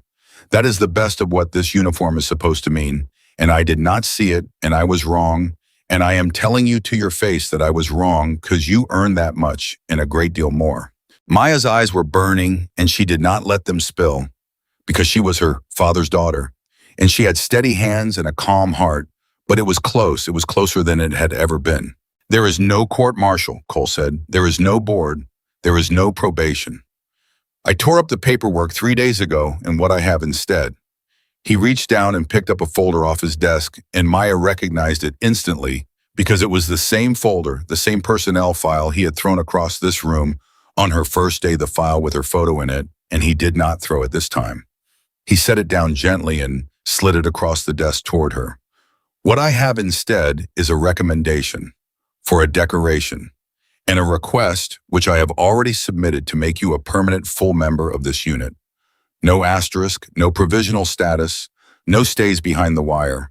Full member of Iron Wolf with everything that carries. He extended his hand across the desk. You earned your place, Lieutenant. Not because Washington sent you, not because I finally decided to be fair. You earned it the only way it can be earned in this unit, which is that when it all fell apart, you were the one who held the line. So his hand stayed out steady. Welcome to Iron Wolf, Brooks. For real this time, and I am sorry it took me so long to say it. Maya stood up, and she took his hand. And Captain Ryan Cole, the man who trusted no one he had not watched bleed, gripped the hand of the woman. He had watched bleed for people who had never made it easy for her, and something passed between them that 11 years and one long night had built, and neither of them let go for a moment longer than a handshake usually lasts. Thank you, sir, Maya said, and her voice was steady barely. Do not thank me, Cole said, and there was almost the ghost of something warm in it. I spent 4 days trying to find a way to punish you and could not do it, and that is not generosity. That is just me finally running out of ways to be wrong. You did the rest yourself. He let go of her hand. Now, there is one more thing, and then I am going to let you go because there are some people who have been waiting to see you, and they have been very patient about it. Sir, go look out that window. Maya walked to the window Cole had stood at, and she looked out, and her breath caught. 96 hours and 40 minutes after the mission, Maya Brooks looked out the window of the office where she had been told she would never belong and saw the entire team waiting for her. They were all there. Hale, the team lead, who had argued for her before she had earned it. Bishop, who had told Marino on the stretcher that the fuel tank shot was her. Kim silent as ever, but there. Nash, the executive officer, standing straight, and Maya did not know yet that she had saved his life, that the man with the RPG she had put down had been lining up on his spine, but Nash knew someone had told him, and it was written all over him. Dawson, the Master Chief, who had called her the real thing. Foster, who had told her that her chance would come faster than she was ready for, and had been right. And in a wheelchair, pale but upright, with his arms strapped across his chest, Marino. And beside Marino in another wheelchair wired to a portable monitor, having bullied his own doctors into letting him be wheeled out here for exactly this moment, was Diaz. The whole team, waiting for her. They took a vote, Cole said behind her, before I even made my decision. Foster came to me the second morning and told me the team had voted unanimous that you were one of them whether I signed the paper or not. I want you to understand that, Brooks, this was not me giving you something. This was them telling me what already was. I just made it official." He paused. "Go on. They have been standing out there for 20 minutes. Do not keep them waiting any longer than you already have by taking 4 months to earn what took you one night." Maya went to the door. She walked out into the daylight, one arm in a sling, moving slow, and the team turned as one to look at watching her, and for a moment nobody said anything, and then Hale stepped forward. "Heard you made it official," Hale said. "Full member, no probation. That is what the captain tells me." Well, Hale looked around at the others, and something in his weathered face cracked into the beginning of a smile. "Guess we are stuck with you then." And that was when it broke the whole careful military composure of 8 hardened operators. And they came forward, and there were hands on her good shoulder, careful of the sling, and there was Dawson gripping her forearm and giving her one hard nod that said more than a speech would have. And there was Bishop grinning and Kim actually saying something for once, and there was Marino wheeling himself forward to bump his good fist against hers. And there at the center of it, Diaz looking up at her from his wheelchair with a face that had never learned to hide anything, and it was not hiding anything now. "Told you," Diaz said, his voice still thin. "Told you back in the Humvee. I was not leaving without you. Guess it works both ways." And Maya Brooks stood in the middle of the team that had once formed a silent wall to make her feel small, and she understood finally all the way down the thing her father had been trying to tell a 12-year-old girl in a letter she had read until the paper went soft as cloth. They had never needed her to be as big as them, or as strong as them, or to belong the way they belonged. When Hale was pinned, when Nash was surrounded, when Marino was bleeding, when Diaz was dying in the dark, not one of them had cared about her gender or the headline that brought her or the ruck march. She failed on her first morning. They had needed her to show up, and she had every single time. The weeks that followed were quieter, but they were not calm because there is no such thing as calm in a unit like Iron Wolf. There is only the space between one storm and the next. And in that space, something happened that nobody had planned for and everybody had earned. It started 3 weeks after the mission when the security leak was finally exposed and closed. That was the twist nobody had seen coming, the thing that recontextualized the whole night on the ridge. Because the reason the target's security force had been more than double what intelligence predicted, the reason the assault team had walked into a kill box instead of a clean operation, the reason 7 men had nearly died in that courtyard was not bad luck, and it was not bad intelligence. It was a leak. Someone in the coalition intelligence chain had been feeding information, and the enemy had known Iron Wolf was coming and had prepared a trap and had very nearly closed it. When Cole got the briefing on it, he sat very still for a long time, because it meant that the ambush had been engineered. It meant that the whole thing, the pin team, the trucks, the Irish RPG that threw Maya 20 feet down a ridge, all of it had been the product of betrayal. And it meant that if Maya Brooks had not been standing in his TOC, where she was not supposed to be if he had held his order one more time, if that leak had done its full work, he would have lost the entire team. He called her into his office again. "Not the same kind of meeting this time. I want you to hear this from me before it goes around the base," Cole said. "That mission was compromised. There was a leak. The enemy knew you were coming and they set the trap you walked into. The reason those numbers were wrong was not a mistake. It was on purpose. Maya absorbed it. That is why the security force was so large. That is why. And I am telling you because I want you to understand what your actions actually prevented. This was not a mission that went sideways. This was a mission that was designed to wipe out this unit, and it would have if you had followed my orders." Cole leaned back. "I have been doing this for 20 years, and I have never had to say the sentence I am about to say. My best judgment, the judgment I trusted over the judgment of a 23-year-old lieutenant, I did not respect my judgment, would have gotten every man in this unit killed. And your instinct, the one I ordered you to override twice, is the only reason any of us are alive. I need you to know that I know that, because I am never going to make that mistake with you again." And Maya understood sitting there that something permanent had shifted. It was not just that Cole had accepted her. It was that Cole had learned to trust her judgment over his own, and for a man built the way Cole was built, there was no larger thing he could give.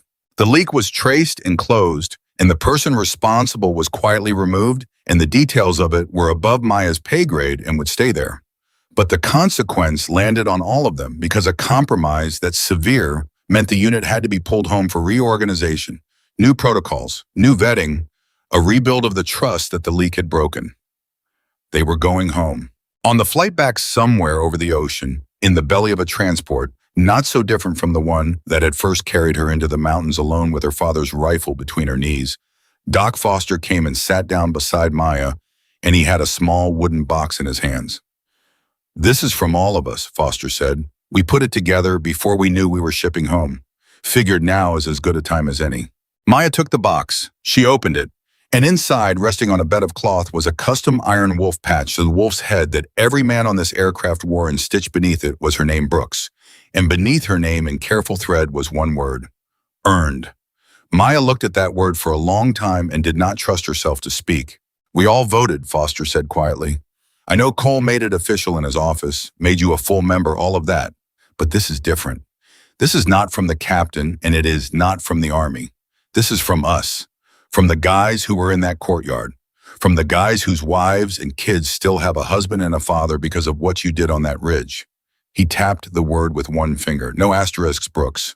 We talked about it. Somebody said we should stitch full member or official or something, and Marino, of all people, Marino said no. He said there is only one word that fits, and it is that one, because everybody in this unit is a member. But you," Foster's voice thickened, "you earned it in a way most of us never had to. So, welcome home. From the whole team, from your team." Maya closed the box gently and held it against her chest with her one good arm, and she looked out at the gray. Nothing beyond the aircraft, and for the first time in 11 years, she felt the weight of the thing she had been carrying finally fully set itself down. Because that was the twist inside the twist, the thing that had crept up on her without her noticing. Somewhere in that long night and in the weeks after the thing that had driven her for her entire life had quietly fallen away. The endless engine of proving, the need present in every freezing morning and every doubled standard and every pipeline that tried to break her, to demonstrate over and over that she belonged. It was gone. She checked for it the way you check for a pain you have lived with so long you have forgotten it is there, and she could not find it. She was not fighting to be equal anymore. That fight was over, and she had not even noticed the moment it ended. She was not trying to prove she deserved a place at the table. Somewhere on that ridge, with one hand on a dying boy's wound and a dead man's rifle in the other, the entire question of whether she belonged had simply stopped mattering because it had been replaced by a larger and simpler truth. She was not there to belong.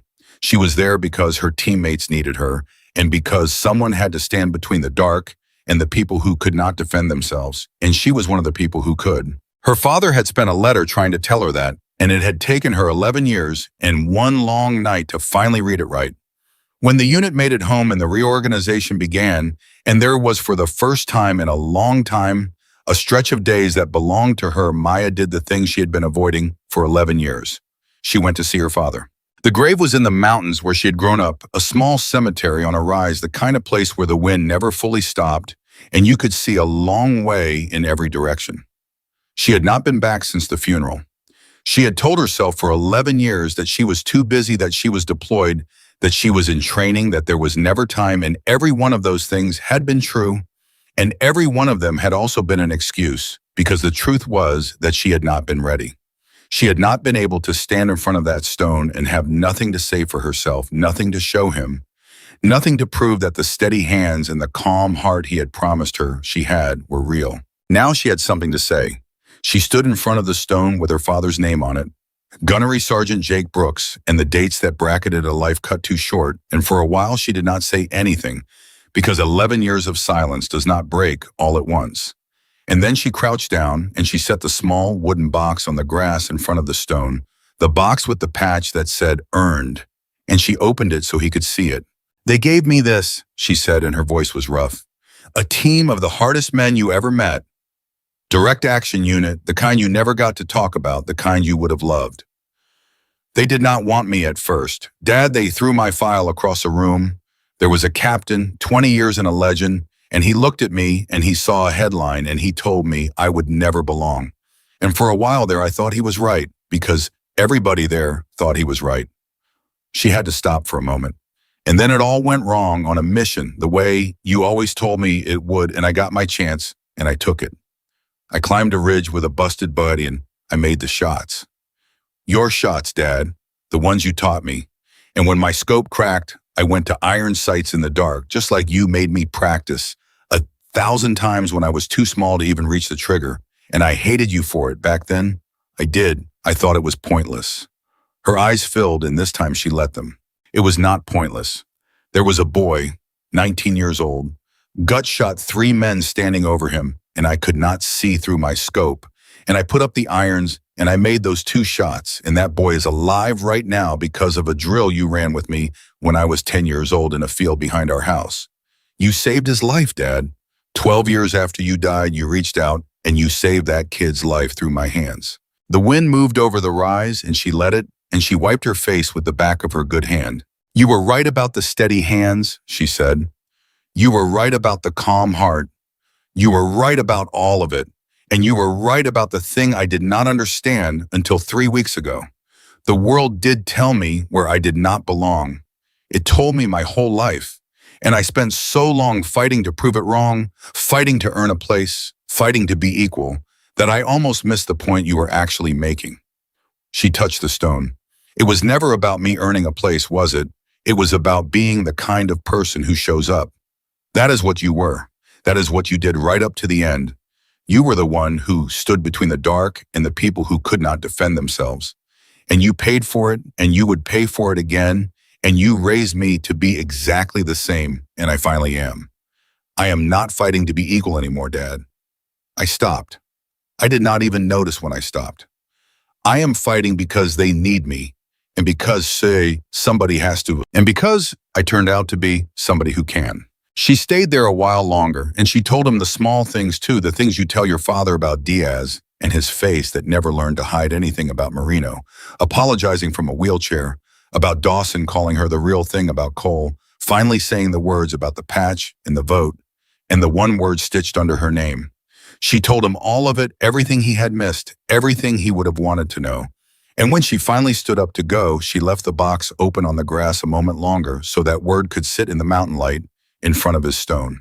Earned. You did something right, she said, remembering what Dawson had told her to say if she ever got the chance.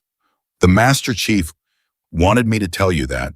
He said a man who raised a soldier like this did something right. So I am telling you, you did something right, Dad. The best thing anybody ever did for me. Rest easy now, I have got the watch.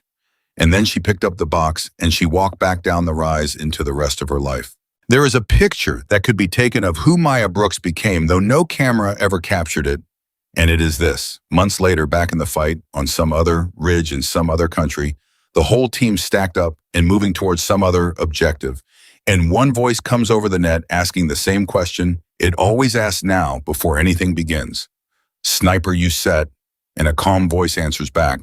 In position, and the entire team, 8 of the hardest men in the country's arsenal, feels the same thing settle over them at once, which is the specific and total confidence of men who know that somewhere above them on high ground, there are 2 steady hands and a calm heart watching over them, and that as long as those hands are up there, they are going to make it home. The men who once looked down on her look up now. That is the whole story in the end. The men who threw her file across a room, who formed a silent wall to make her small, who called her a recruiting poster in a political experiment and said she would not last a week, they look up now.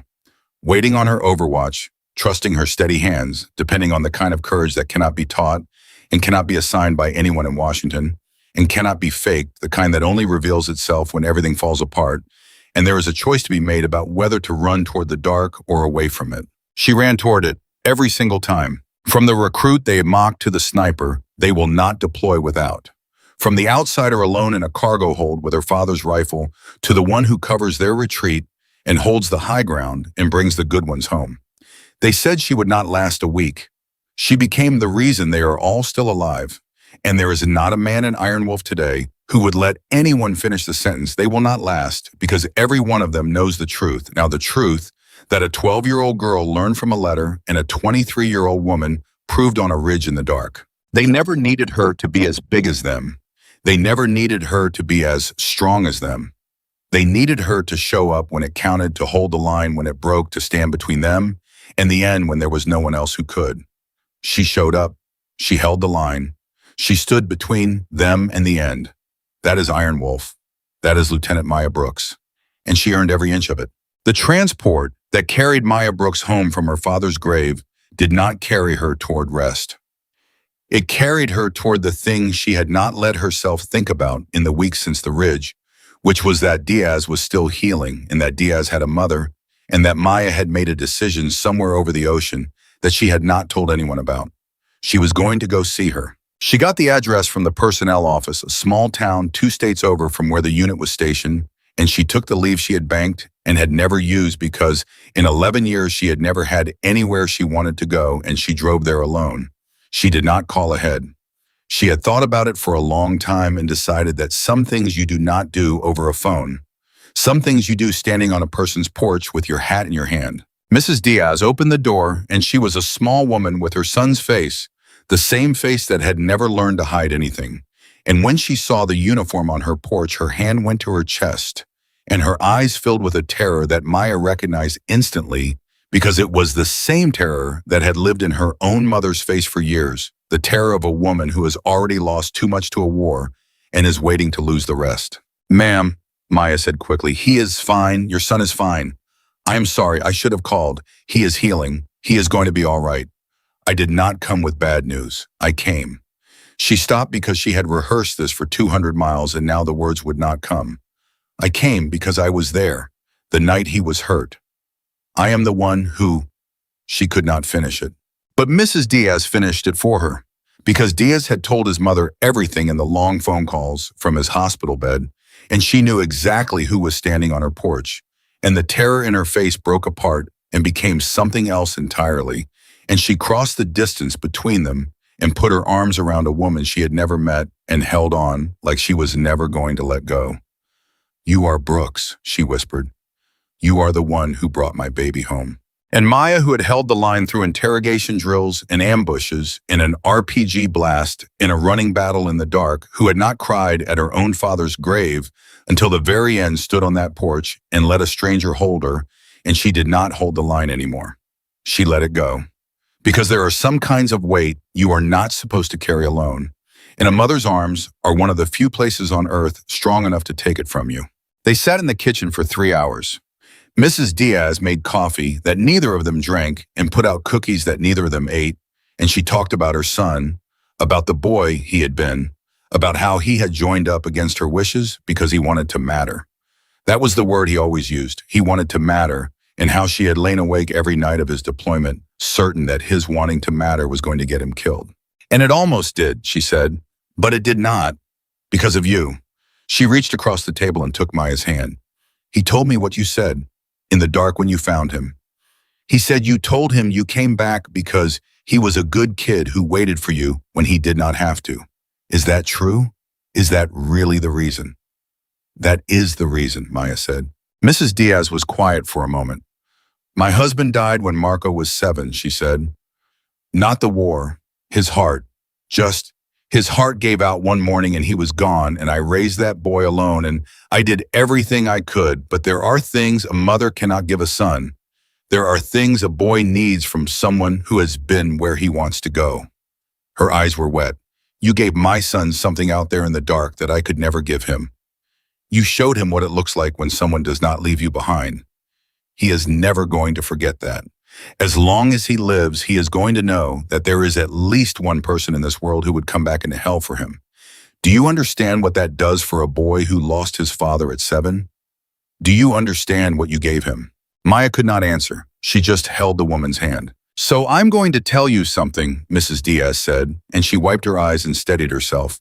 "And I want you to really hear it because I think you are a person who has spent a long time not hearing things like this. You did not just save his life. You gave him a life worth having saved. There is a difference. And whatever it cost you out there, whatever you are carrying, I need you to know that it bought something real. My son is going to grow up now. He is going to fall in love and get married and have children of his own. And someday he is going to sit one of those children on his knee and tell them about the sniper who came back for him in the dark. And that story is going to teach that child something about what people are supposed to be for each other. That is what you did. You did not just pull a boy out of a riverbed. You put something good into the world that is going to outlive both of us. Maya drove home that night with her windows down and the dark rushing past, and somewhere on that long, empty highway, she understood a thing she had never understood before, which was that the work she did was not measured in the moment it happened. It was measured in everything that came after. In the mothers who got phone calls instead of flags. In the children who got fathers instead of stories about fathers. In the long tail of ordinary life that stretched out behind every single person she had ever stood between and the dark. Her father had known that. Her father had spent his life on that math and had lost in the end, but the losing had produced her, and she was still out there doing the work, which meant her father had never really lost at all. She was still turning it over when she got back to base, and she found the barracks strangely quiet, and Foster was waiting for her outside her room with a look on his face she could not read. "There is something you need to see," Foster said. "In the day room. Come on." She followed him, and her stomach tightened because the last time Foster had that look, he had been sending her toward the worst night of her life. But this was not that. This was something else entirely. The whole team was in the day room, and they were gathered around a laptop, and when she came in, they all turned, and Hale said, "You are going to want to sit down for this one, Brooks." On the screen was a video, a local news story, the kind of small human interest piece that runs at the end of a broadcast. And it was about a young soldier named Marco Diaz recovering at home. And it told the story, the whole story, the ambush and the ridge and the sniper who came back into the dark. Though it did not name her because the unit's work was classified and her name could not be released. But the story was there. And at the end of the piece, Diaz himself, pale and thin, but sitting up in a wheelchair in his mother's living room, looked into the camera and said the thing that made the entire room of hardened operators go quiet. "I do not know if I am allowed to say her name," Diaz said on the screen. "So I am not going to, but I know she is out there somewhere, and I know units like hers, guys like that, they do not get to hear thank you very often because most people never even know what they did. So if she ever sees this, if she ever hears this." He looked right into the lens. "I named my future kid after you. I have not even met anybody yet. I am 19, I know it is crazy, but I decided in that hospital bed, whenever I have a kid someday, boy or girl, I do not care they are getting your name, because I am only going to have a kid at all because of you. So that is what I am doing. That is the only thank you I have got that is big enough. I am putting your name on the best thing I am ever going to make." The video ended. The room was silent. And Maya Brooks, standing in a day room full of the hardest men in the country's arsenal, put her hand over her mouth and could not speak. And not one of those men looked away or pretended not to see, because they had all decided somewhere in the last weeks that she was one of them, and you do not look away from your own. Dawson broke the silence first because Dawson always did gruff and steady. "Well," he said, "there is going to be a kid running around this world someday with your name on it, Brooks. You better make sure it is a name that kid is proud to carry." "It already is," Marino said from his chair. "She already made sure of that. On the ridge." And the team, one by one, said their piece, and it was not a ceremony and it was not a speech. It was just 8 men and 1 woman in a day room at the end of a long road, saying the things that men like that almost never say. And Maya stood in the middle of it and let it wash over her. And she thought about her father, and she thought about Mrs. Diaz's kitchen, and she thought about a child not yet born who would someday carry her name into a future she would never see.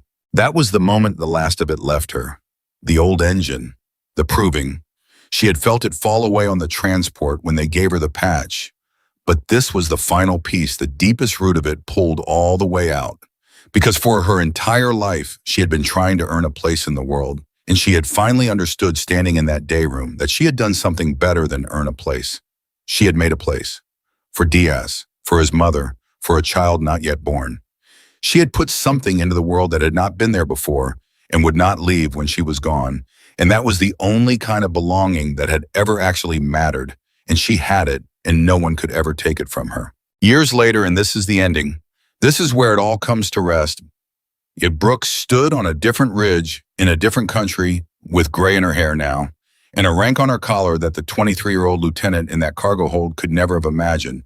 And below her, a young team stacked up and moved toward an objective, and one of them, the newest one. A kid on her first deployment who reminded Maya of herself in ways that ached, keyed her radio and asked the question. Overwatch you set, and Maya settled behind a rifle that was older than the young soldier asking her father's rifle, the one that had come home in a case when she was 12. The one she had carried up a ridge, one-handed with a screaming body, the one she had fired on iron sights in the dark to save a boy named Diaz. And she looked through the scope at the team she was there to protect, and she felt the old calm come down over her, like water closing over a stone, the calm her father had promised her she had, and she keyed the radio. In position, Maya said to him. Move now, I have got you. And below her a team of soldiers who had never doubted her for a single second, because by now the doubting was ancient history, moved forward under the protection of two steady hands and a calm heart. And every one of them knew the way. You know, the ground is solid under your feet, that as long as she was up there, they were coming home. The world had told her once where she did not belong. She had not listened. She had climbed the ridge instead, and she had stayed on it, watching over the good ones, bringing them home for the rest of her life. That is the whole story. That is Iron Wolf. That is Lieutenant Maya Brooks. And every man and woman who ever served beneath her steady hands is still alive today to tell it. And the story did not end on that ridge, because stories like hers never really end. They pass on. They get carried forward in the people they touch, the way her father had been carried forward in her. The young soldier who had asked Overwatch, you set that day the kid on her first deployment, who reminded Maya so much of herself. Her name was Private First Class Sarah Okafor, and she was 22 years old, and she had come into the unit under the same weight of doubt that Maya had once carried. Though the doubt was quieter now, more careful, because the men in these units had learned something in the years since a lieutenant named Brooks walked down a transport ramp into a wall of silence. They had learned not to decide who a soldier was before they had watched what she did when it counted. But Okafor did not know that. Okafor felt the doubt, anyway, the way you always feel it when you are the one who has to prove something.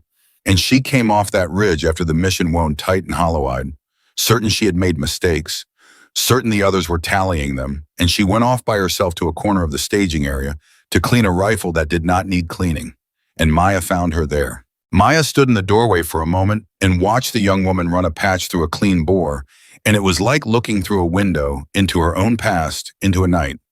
11 years and a lifetime ago, when a medic named Foster had found her doing the exact same thing, and she understood that she had come full circle in a way she had not planned and could not have planned, and that the debt she owed Foster had just come due to be paid to someone else, which is the only way debts like that ever get paid.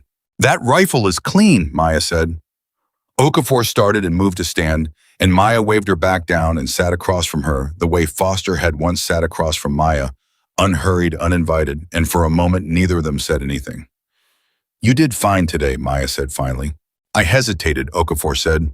On the second approach, there was a window of shot, and I waited half a second too long, confirming it was clean, and if it had been a live target instead of a dry run, that half second could have. Could have what? Gotten someone hurt, Maya nodded slowly. Maybe. Or maybe that half second is the difference between you and a shooter who puts a round into a kid standing behind a target because she did not confirm. You want to know something? She leaned forward. The best shooter I ever knew hesitated.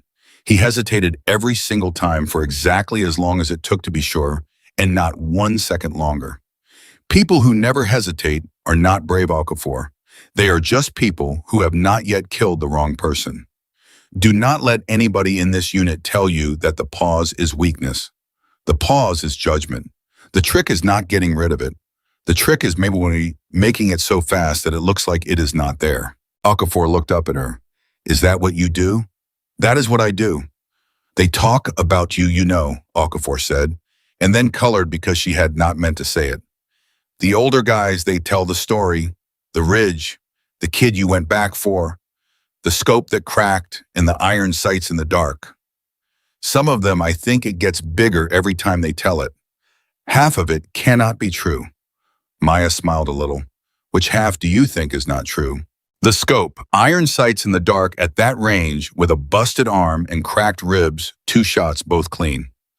That part cannot be real. Nobody can do that.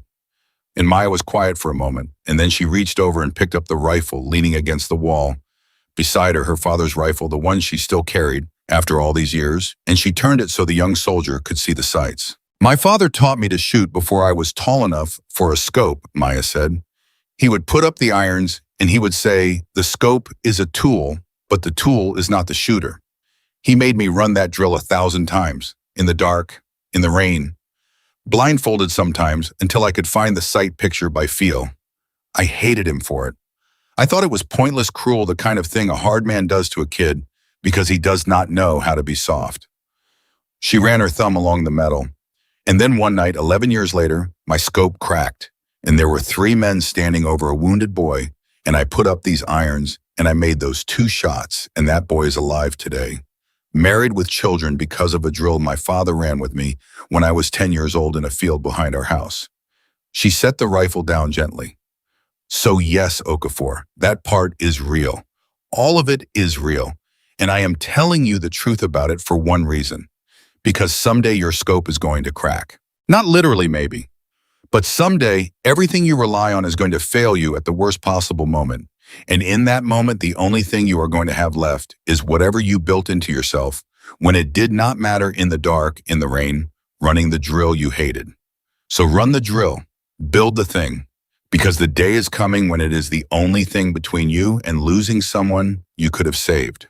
Okafor was quiet for a long time.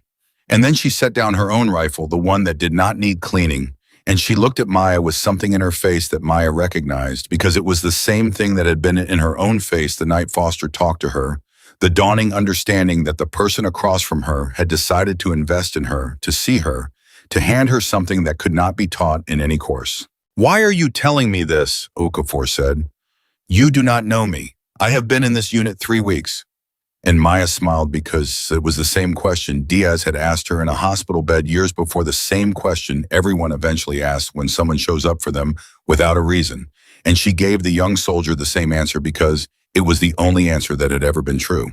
Because a long time ago, Maya said, a man found me cleaning a rifle that did not need cleaning, and he sat down across from me, and he told me that my chance was going to come faster than I was ready for, and that I should be ready anyway. He did not know me either. I had been in the unit about a week, and what he gave me that night, the fact that one person in that whole place saw me as a soldier and not a headline that carried me all the way to the ridge and back. So I am doing for you what was done for me. That is how this works, Okafor. That is the whole thing. Somebody shows up for you when they do not have to, and then someday, years later, you show up for somebody else, and that is how it goes on. That is how any of it goes on. She stood up. Your chance is going to come faster than you are ready for, Maya said at the door. Now the same words Foster had given her in that other lifetime. So be ready anyway. And she left the young soldier there with a clean rifle and the beginning of the thing that Maya had carried her whole career, the understanding that belonging was never something you earned by being let in the door. It was something you created every time you chose to stand between someone and the dark. Word came not long after that Marco Diaz had gotten married. He had left the army after he healed, gone home, gone to school, and he had met a girl and he had asked her to marry him. And he had tracked down Maya through channels that took months because so much of what she did could not be spoken of. And he had sent her an invitation to the wedding with a note that said in the careful handwriting of a boy who had grown into a man, I would not be here to get married if you had followed your orders that night. There is a seat at the front for you. Please come. She went. She stood at the back of a small church in a small town in her dress uniform, and she watched a boy she had dragged through a riverbed in the dark marry a woman who would never know the whole of what it had cost to give her this day. And when Diaz turned from the altar and saw Maya standing at the back, his face did the thing it had always done, the thing it had never learned not to do, and it showed everything at once in front of everyone, and he stopped the whole ceremony to walk down the aisle and put his arms around her. You came. He whispered the same words he had said in the dark all those years ago when he had thought no one was coming at all. I told you I would, Maya said. I always come back, Diaz. You know that by now. And at the reception, Diaz stood up to give a toast, and he raised his glass and he said, most of you know I served. Most of you do not know the details, and I cannot tell you most of them.